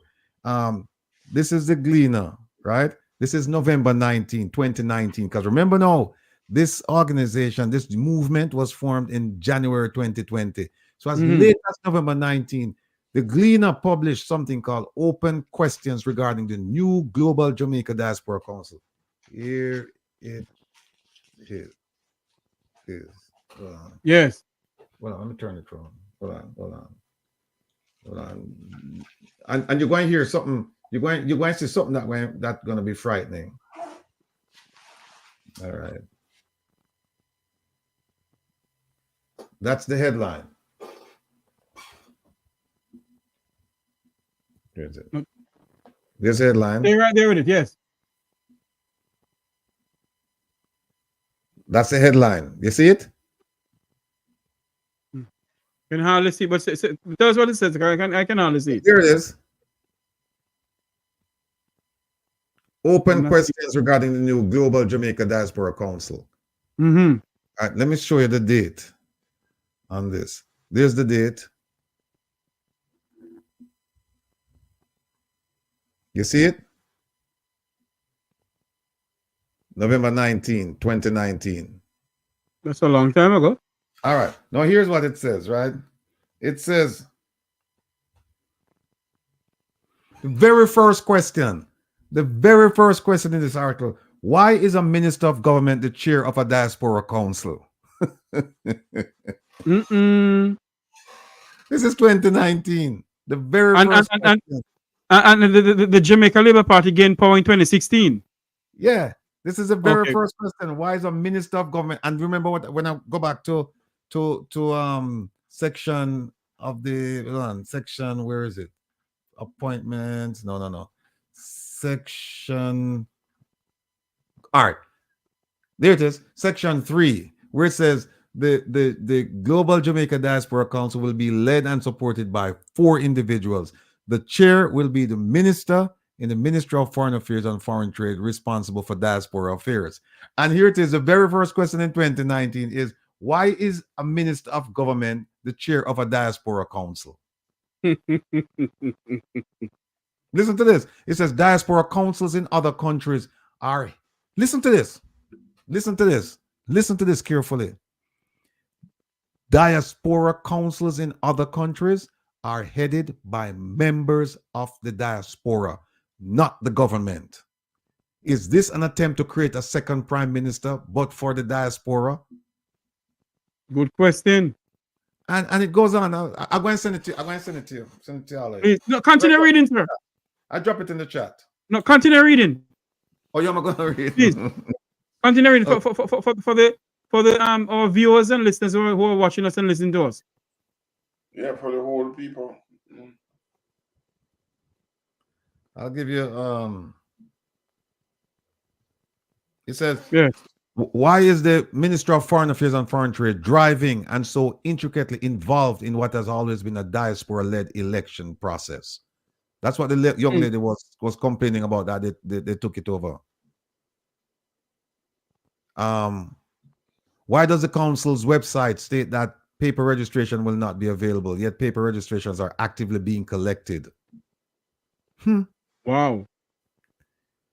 And it go, why are these legitimate community concerns being blatantly ignored? Is the council a fixed and inflexible model that cannot be modified to better support the actual stakeholders it was designed to engage? And here's one. Can the Ministry of Foreign Affairs and Foreign Trade provide real resolution versus repeated marketing? And that's what the conference is about, repeated marketing. And I mean, I'm going to drop this in the chat. Yes. Yeah. Gentlemen, we're going to close because I know everybody was on their feet all day today. I've been on my feet for a long while. I have to be on my feet by about 4 o'clock tomorrow morning. So let us have our... Paulus, you have anything to say before? Yes, Jeffrey. What we have to say is that I hope these guys are tone deaf. I hope they understand that we seek unity. I want to seek no arrogance. We're not looking to fight and no war with anybody, but acknowledgement and respect. No, the things that bother us in the diaspora is not island rent a car, it's not a bakery, it's not Grace products. Most of us is already old enough, send enough money to Jamaica and look for retire, so we know where everything we want there. We know where to go to buy whatever we want. Our problem is corruption, and I hope them really get this. Corruption which breeds crime and let the country impoverished, right? Crime, also security, crime, security. As we get older, as we tend to want to come to Jamaica and seek to retire, we're going to need a secure place as we get older. We can't run from, when car and a bus, we can't run. So we need security. Healthcare, as we get older and I seek to retire. We need better healthcare in Jamaica. No, we never talked about this before, but because of recent development, water. Since the health department is giving out warning about water, that is water truck is carried in Jamaica, to look for particles, to smell for odor, and look for water, check for water color, check holes and water. So Jeffrey, when we get old, I come to Jamaica, right? I mean, the water truck come load my tank. Me can't have no time to go look for water hose and water fittings.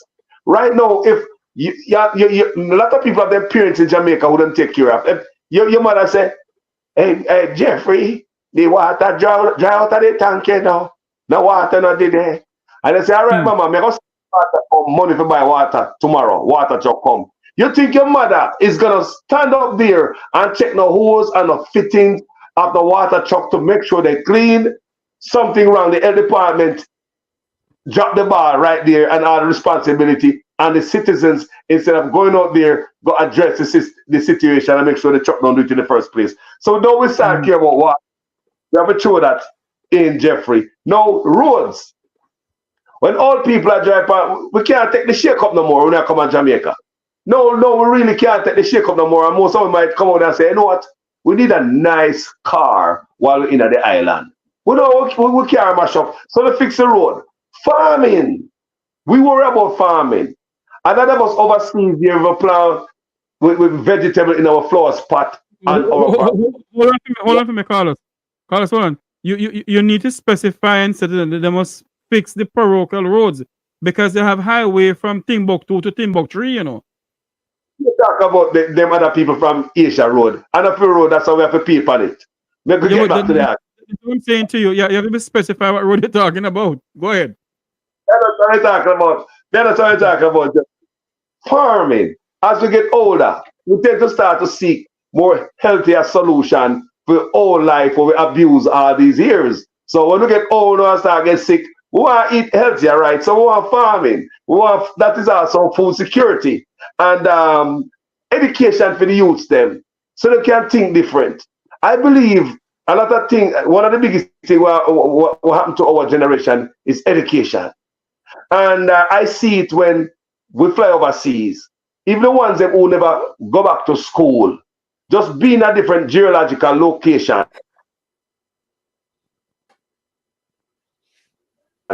Jamaica, you see things different. That's why when you get man at the dunce man when you're in a school, take a flight, go far and come back. You look intelligent, not true. Education. So all these things we are concerned about, and not a free market of sellers trying to sell. Gentlemen. Dr. Francis? Yes, I wanted to just show the audience this. That's the logo. That's the logo that is causing the problem. That's the logo that I used to use. That's the logo that we will own very shortly if we don't own it already. That logo. Then you can juke out your eye with it. I don't care. That is the logo. And I not stop showing it. I don't care whether you want to like it or not. The other day I was talking to somebody in Jamaica. And I said, boy, you know, the government. They said, Jesus, man, let the government, man. The people, them responsible for what the problem in the government. Because they mash up everything. They do this, they do that. So people, let me just make it quite clear. We are sometimes our own worst. And you're not going to like it, you know. You're not going to like it at all. We are our own worst enemy sometimes. We have to protect what we have. Jamaica is a wonderful place. Don't make nobody come buy you out in a $5,000 for vote for them. Take the money, name them out, vote them out if you have to. I was a member of the Jamaica Labour Party for longer than many of you may be alive. I don't know. And so therefore, let me just tell you quite clear. I am not against no party and what have you. And I don't join no other party. What I'm trying to say to you is this. You love the country. You say love the country. Then get rid of the inform of a dead culture. Get rid of that. Because we need to, the boys and girls that are doing this, the chopping and what have you, they are the ones that are murdering. And the people, they talk about the guns and so on, where the cocaine come from. We don't produce cocaine. Cocaine in Jamaica, a dash way. We don't produce other things. We don't produce, them say, they all blame it on the United States of America. Well, if that is so, then, as far as I'm concerned, stop the foolishness. Let us take back our country from people who really don't care. I don't care who you are. You're listening. And if you don't care about people, I don't care about you. Okay? But I care about the people who can't care about themselves. So let us understand this. Right? We have a job to do. And we are doing that job. And don't stop throwing cold water on this thing and support these people, support the One Jamaica Legal Defense Force, support these people's platforms. I don't have one, but I'll have one soon too. The fact of the matter is that I am tired of people talking about they want this and they want that, and they're not willing to work for it. They're willing to talk about what their grandmother used to, I'm a laborer and I'm a people. No. we have a Jamaica that everybody else loves except us. We treat tourists better than we treat our own people. Right? The children don't know where to go. And the thing about it, if you talk to somebody in Jamaica now and them don't like you, them trap you or whatever. That was not the Jamaica that we grew up in. I am talking about the older folks now. That's not it. So I thank you for the opportunity to do and to say these things because it's come from me. I am come from a poor background. We know Sir Will show off in background every day, and I'm vexed with it now. I can't find none for show off like William. Honestly, I the truth not tell you. We can't find none like that because you won't mash up bad, right? Mine not so much up like that. But the point I make, it is a statement that this is where we are from. We must not forget it because you have a danger if you forget where you're coming from. That's all I have to say. And that's what I would endorse everyone and tell somebody to tell somebody. A new dawn has arisen. A new day has come. And we need to face it up front and together. Thank you. Jeffrey, close the door. Give me 1 minute there. 1 minute before we have to close the door. Mr. Somebody put in the comment section and said, boy, why we didn't come up 18 years ago and come talk? 18 years ago, there was no social media, my love. No, my friend, no social media. Can you imagine if social media and people like we were around 18 years ago? We wouldn't be here talking about this today. And this is what I want people to understand. This group, instead about me, you guys know me talk about all the time. There's no PNP and labor. It's for every Jamaican. PNP, labor right, they want to vote. Who don't know me stay on my page. Me have a 2x4 over there, so I'm swinging all the time. That's how we know me stay already. I'm going into my anti-bonus. Me no care. I'm disappointed because of the way I stay in the middle. So this is not no PNP labor agenda. Nobody not pay me enough. Not a store no send me $1. Me still have to buy gas, put in my car out of my pocket, figure out food go give me mother and put clothes on my back and keep the roof over my head. Not us. Jeffrey them paying the money. Who pay Jeffrey? Right now I need a laptop. I begging and I can't get the laptop. Exactly. We still struggle. We still people before you leave here. Before you go back on. People at this point, pay dues. Pay your dues to the man plate. Like up the thing and share it. Give it with love, store it above, give it with a willing. That's all I wanted at the office here tonight. Yes. Before Mr. Rattigan come in, I see we have Luke George Cook here, human rights activist. Mr. Cook, welcome to the program. No, I could have leave, because you have to start them. Rupert, we start with you, Ratty here. Make the Vumva van, the Vumva video, where we wait upon the donkey award, come talk up them mouth. And don't go back on nationwide, because look here. To speak your truth, all the nationwide people them know truth. For them, truth is always to defend a position. Look, you need real heroes. People need real heroes. People need real Jamaicans. And the fact of the matter, I'm glad Carla said, you never have to do this. Because you live here, it a bother uno. And who live here, we can't talk, so we're glad you not talk for it. Rupert, there is more for you than against you. Let all the doctors who slept in the cars and can come and you say darling, and the host tell you don't call her darling because she have her name, because whatever.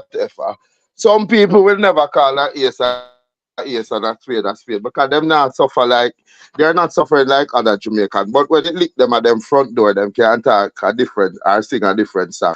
Continue to sing from the same choir page, because there are more people right now who are happy. Lou? To know that you not stand up for Jamaica. Change don't come and change is never easy. Revolution don't come and revolution is never easy. But it takes men with testosterone to stand up to the bully in the class and say enough is enough. And enough is enough. You're not asking for anything that we here in Jamaica are not saying. We're tired of the corruption. 61 years later, we're not seeing the development. We should have fair access to water. We should have fair access to improvement of the health system. We should have a security system that is failing us daily. but we should move now, especially in this age where people are being trafficked, where people are basically being taken away, and then we don't have any account for them. We can spend billions of dollars to win the Commonwealth election, but we can't put in cameras in public space. It's a joke. Stand up, Rupert, make them throw shades by you, because nobody no like, it's enough people don't like the truth. Enough people don't like the truth. Wanna say it, I wanna do it, and look, there are Jamaicans who are applauding and say, finally, you have some Jamaica with the fortitude of testicular. And we love the move. We love the move. It can only get better as the day go on by. Them are going to criticize. That's exactly what they're good at. They're always criticizing. But, you know, them say, see me and come live with me are two different things. You have to walk in a man's shoes. And yesterday, them nearly locked me up because me asked a public space for turn into a park, so picnic and start around in a road, and every minute I tell them, come out the road, because cars are coming. One person want 8 plot, 8 lot in a small community, while we're just asking for one to build a public park so that our children don't continue to live in concrete jungle. The struggle is real. It's real, and I tell you, you're inspiring a lot of persons. The amount of young people today will tell me Wagwan, because I never even so up to date with Wagwan, and the amount of young people I say, them man, you take the fight to them, man, them real life vibes can't tell me nearly dead. I didn't even know.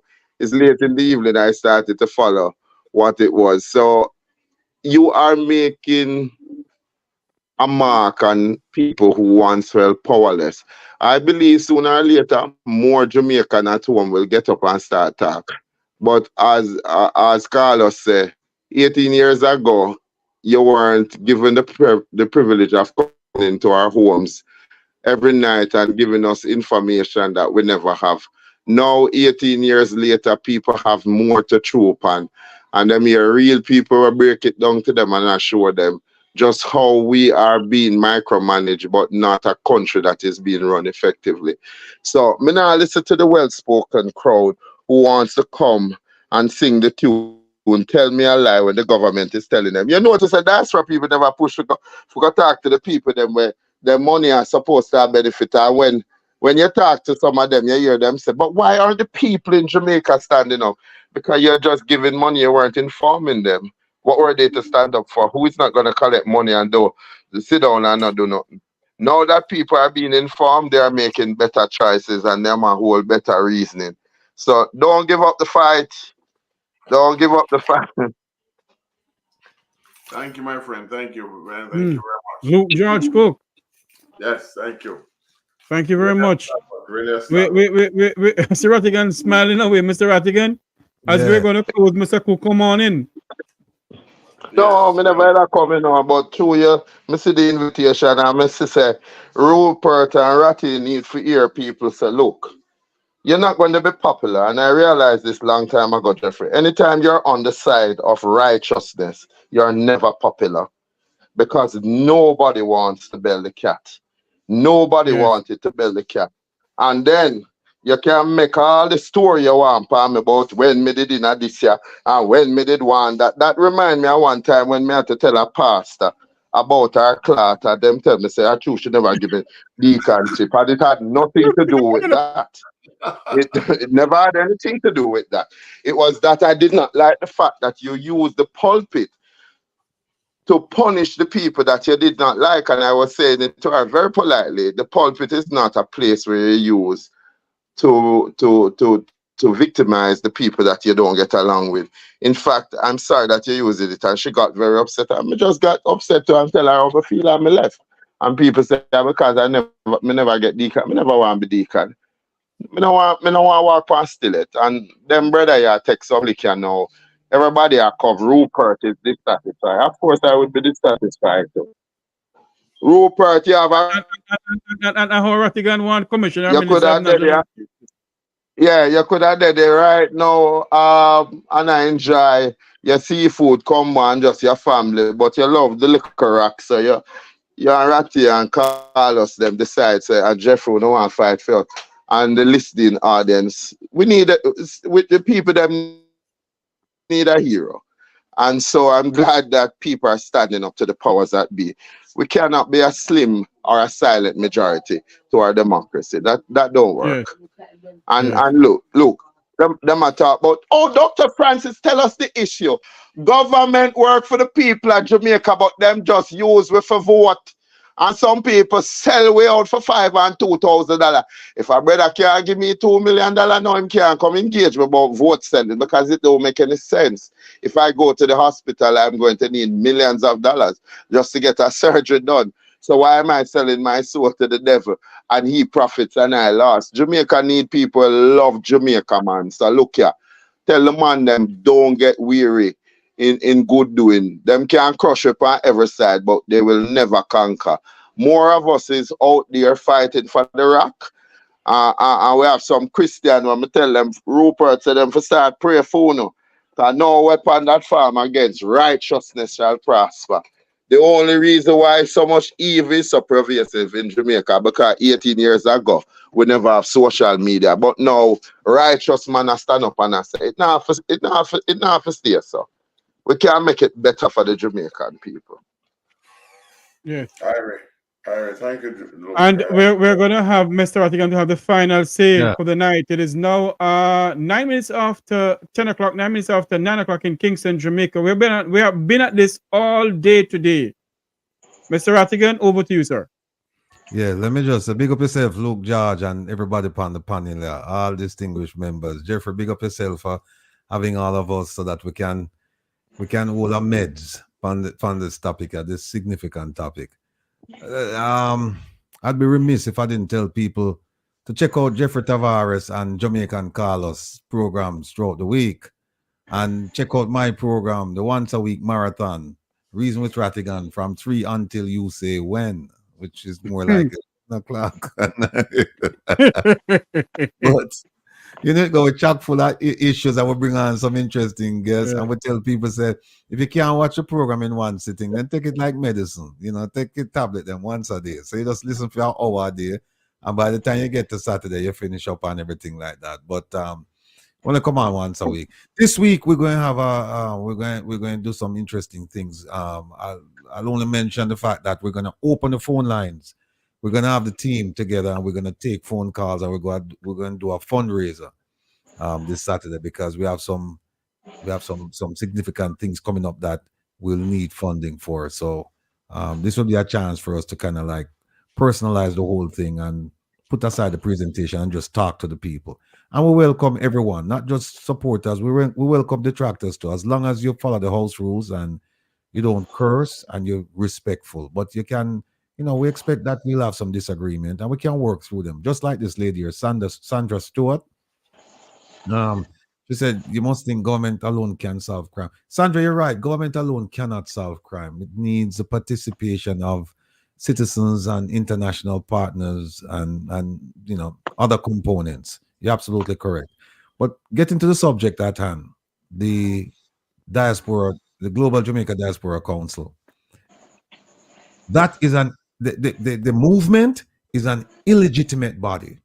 And I heard Mr. Peter Gracie talking about it today, saying that he's a representative. Well, Mr. Gracie, we're going to invite you to come and join the organization. Leave the movement. The movement has taken you as far as it can take you, and it has taken us down the wrong path. So now you come over and you join us, and then you report to us. And then we as a body will represent the diaspora's views to the government as equals. No longer will they speak down to us. And for those of you who have any concerns about why we're doing this simply because we want control of our organization. We don't want the government to be involved in this at all. The government should not be involved in this at all. It should be an autonomous, independent, standalone organization representing the people in the diaspora and represent the people in Jamaica. We do have, and I just saw a report going back to 2019, we do have some disenfranchised people in the diaspora who really, really need help. We have some poor people living in the diaspora. Foreign is not a bed of roses. We have people who need help with the homeless and so on and so forth. So we need to take care of them as well. But we really right here in South Florida. There you go. And we need to take care of the people in Jamaica as well, because the government is not doing what it promised to do, right? And that is our purpose. Our purpose is to have our own organization, free from government influence, free from government control, and so that we can do what is necessary and do the right thing. Now, let it be known that the organization has been registered. So, note to Mr. Peter Gracie, I noticed that there was, even though he said, yeah, he would be willing to kind of, accommodate us and talk to us, he seemed unwilling to give up his government connection. He's tethered to the government. Well, that's your call, Mr. Gracie. And if you choose to do so, then please relinquish the title Global Jamaica Diaspora Representative, because that name belongs to us, people in the diaspora. And all the fuss and fight, and if you notice, they're not complaining about the fact that the name has been registered. I think that's a dead argument. They know that it's over for them, because if they're registered, they have to get rid of the government people. They know that. So they can't do that. They don't want to get rid of them. And we say, if you register it, then fine. We'll and it's a standalone. Yes, we will participate. But if it's an organization that has government influence, then we won't. So they're not making an argument over that. No, I think what happened is that they were shocked. They were surprised. They never saw this coming.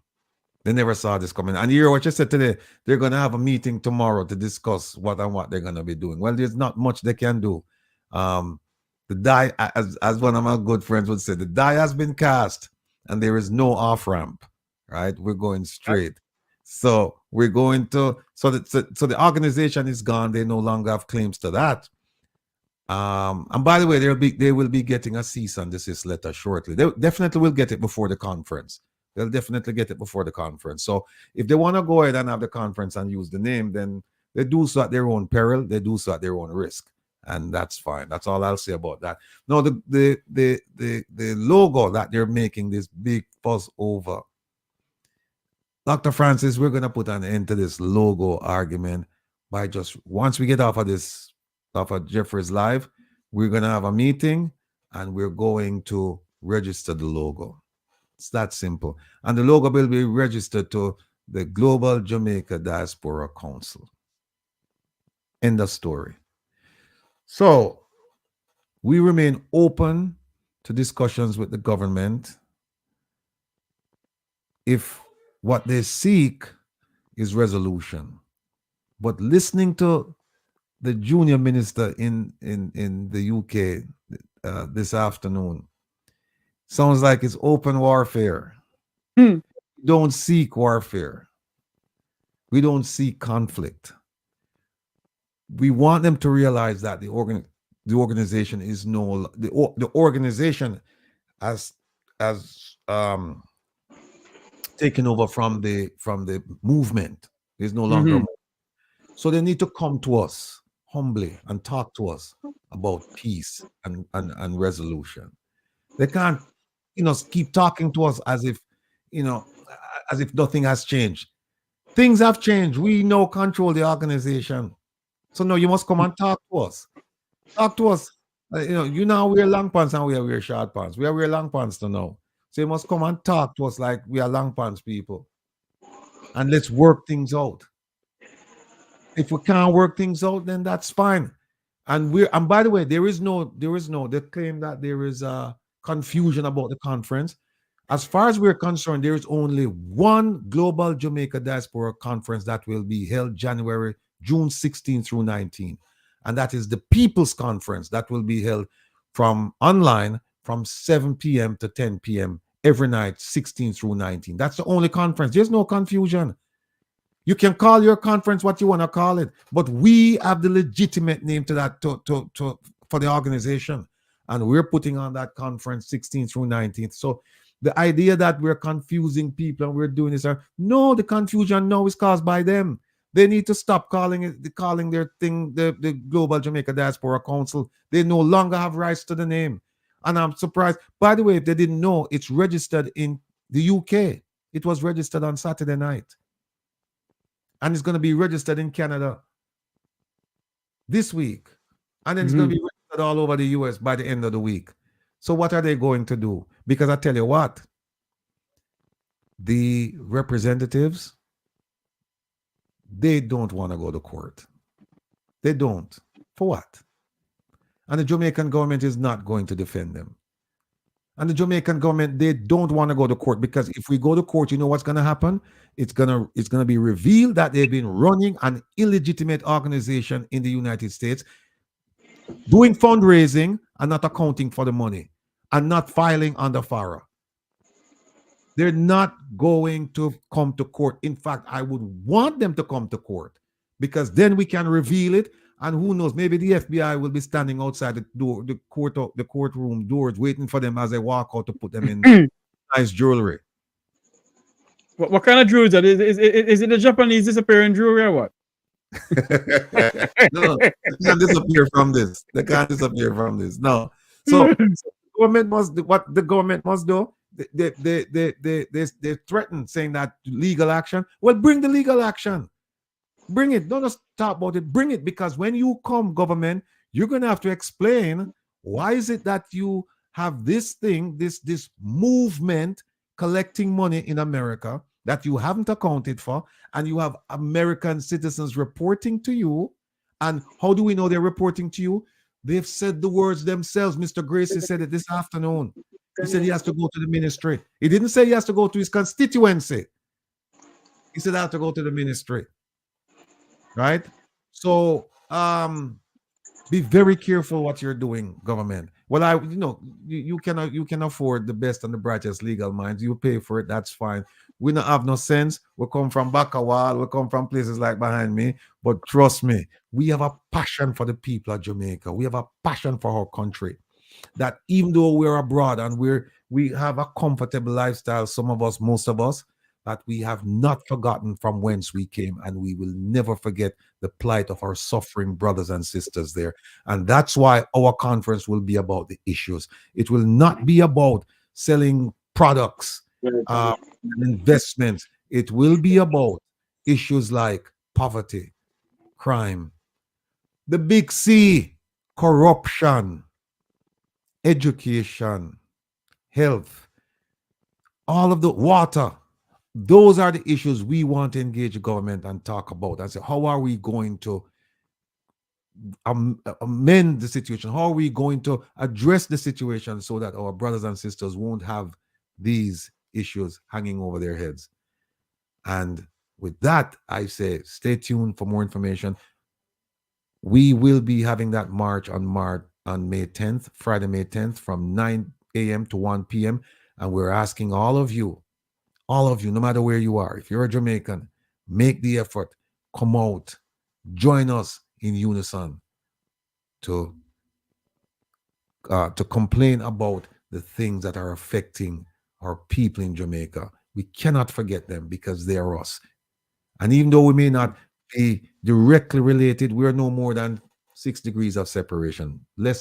No more than that. We're all related. So we're looking out for our people here and in Jamaica. So Jeffrey, thank you for having me on. And I hope that this idea about who is the Global Jamaica Diaspora Council and logo and all this nonsense, I hope they can just put that behind them, because those issues will be resolved by the end of this week. So thank you very much for having me on. Carlos, big up yourself. Doc, what's up? So one love, one aim, one destiny. Before you all go, I just want to know that those who lives in Jamaica, who are on this platform, on Carlos platform, on Rattigan platform, on other platforms, the protest will be broadcast live on the Make We Talk Jeffrey Tavares YouTube channel, and I think it will be broadcast live on Carlos channel too. Is that so, Carlos? Yes, son. Yes. Produce live, as wide as we can. Yes. We'll broadcast live. Yes, we will broadcast live on the channel. One second. Lion make a good point, The Foreign Affairs headquarters in Jamaica is built by the Chinese, and the Foreign Affairs people, they're operating a movement in the US. It smells. There it is. The whole thing smells. The whole thing smells. Smells that Riverton. Yeah, we have yes. some dangles for them, Ekron. Yeah. Well, this is where we're going to say so long for tonight. But before we go, we have to play this. We have to play. Pardon me. Go ahead. But that's want to say one thing. Emancipate yourself from mental slavery. None but ourselves can free our mind. That means freedom is accessible, but nobody else can do it but us. None but ourselves can free our mind. Freedom is accessible, but we have to put in the work. Yes. Awesome. Listen to this. I've always said to people, do not trust the words of politicians. Again. I've always said to people, do not trust the words of politicians. That's that. That's a brother call now.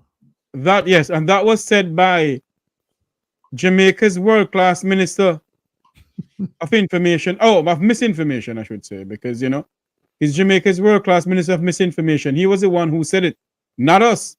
Until you hear our voice again, I'm Jeffrey Tavares saying, remember to like, share, and subscribe to the Make We Talk Jeffrey Tavares YouTube channel. On behalf of all of us here, Wilfred Rattigan, Luke George Cook, Herb Nelson Jr., Dr. Rupert Francis, Jamaican Carlos, Lion, everyone. May God bless you. May God continue to bless Jamaica land we love. Have a great evening, everyone. Remember to like, share, and subscribe. Good night, everyone. Talk to you later.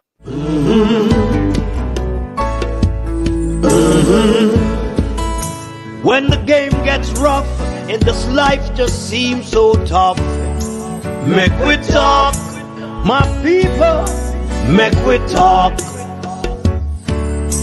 When this town becomes an ugly place, don't let it erase the smile from your face. Make we talk, people, make we talk. Conversation is the key, a guiding light for you and me. Spark a talk and you will see. Conflict solver A to Z. World leaders master the art of self-defense just by talk. So people, make we talk. Hey, we're living in a world that on ourselves we have some news coming into us. This is Make We Talk breaking news. We interrupt this program to bring a very special item of news just in. A police was shot and killed in St. Anne's a short while ago. That's a member of the Jamaica Constabulary Force was shot and killed in St. Anne's. Oh my God. That's news just coming into our news center. That's news just coming into our newsroom that a member of the Jamaica Constabulary Force was shot and killed trying to stop a robbery. He was shot and killed a short while ago in St. Anne's. That is news just coming into our news center that a member of the Jamaica Constabulary Force, one of our brother, was shot and killed a short while ago. I hope I could get someone to comment on this, but I think at this time of night, I will not get anyone to comment on this, but as the news is coming into a news center, that a member of the Jamaica Constabulary Force was shot and killed in St. Anne's a short while ago. This is Make We Talk breaking news. News just coming into a news center that a member of the Jamaica Constabulary Force was shot and killed a short while ago in St. Anne's. That's news just coming into our news center that a member of the Jamaica Constabulary Force was shot and killed in St. Anne's. Yet, the Prime Minister is saying crime is going down. Well, ladies and gentlemen, there you have it. One more of our brothers has been murdered in our country by the hands of gunmen. One more Jamaicans have been murdered in this country by the hands of gunmen. Have a good night, everyone. This is Make We Talk breaking news.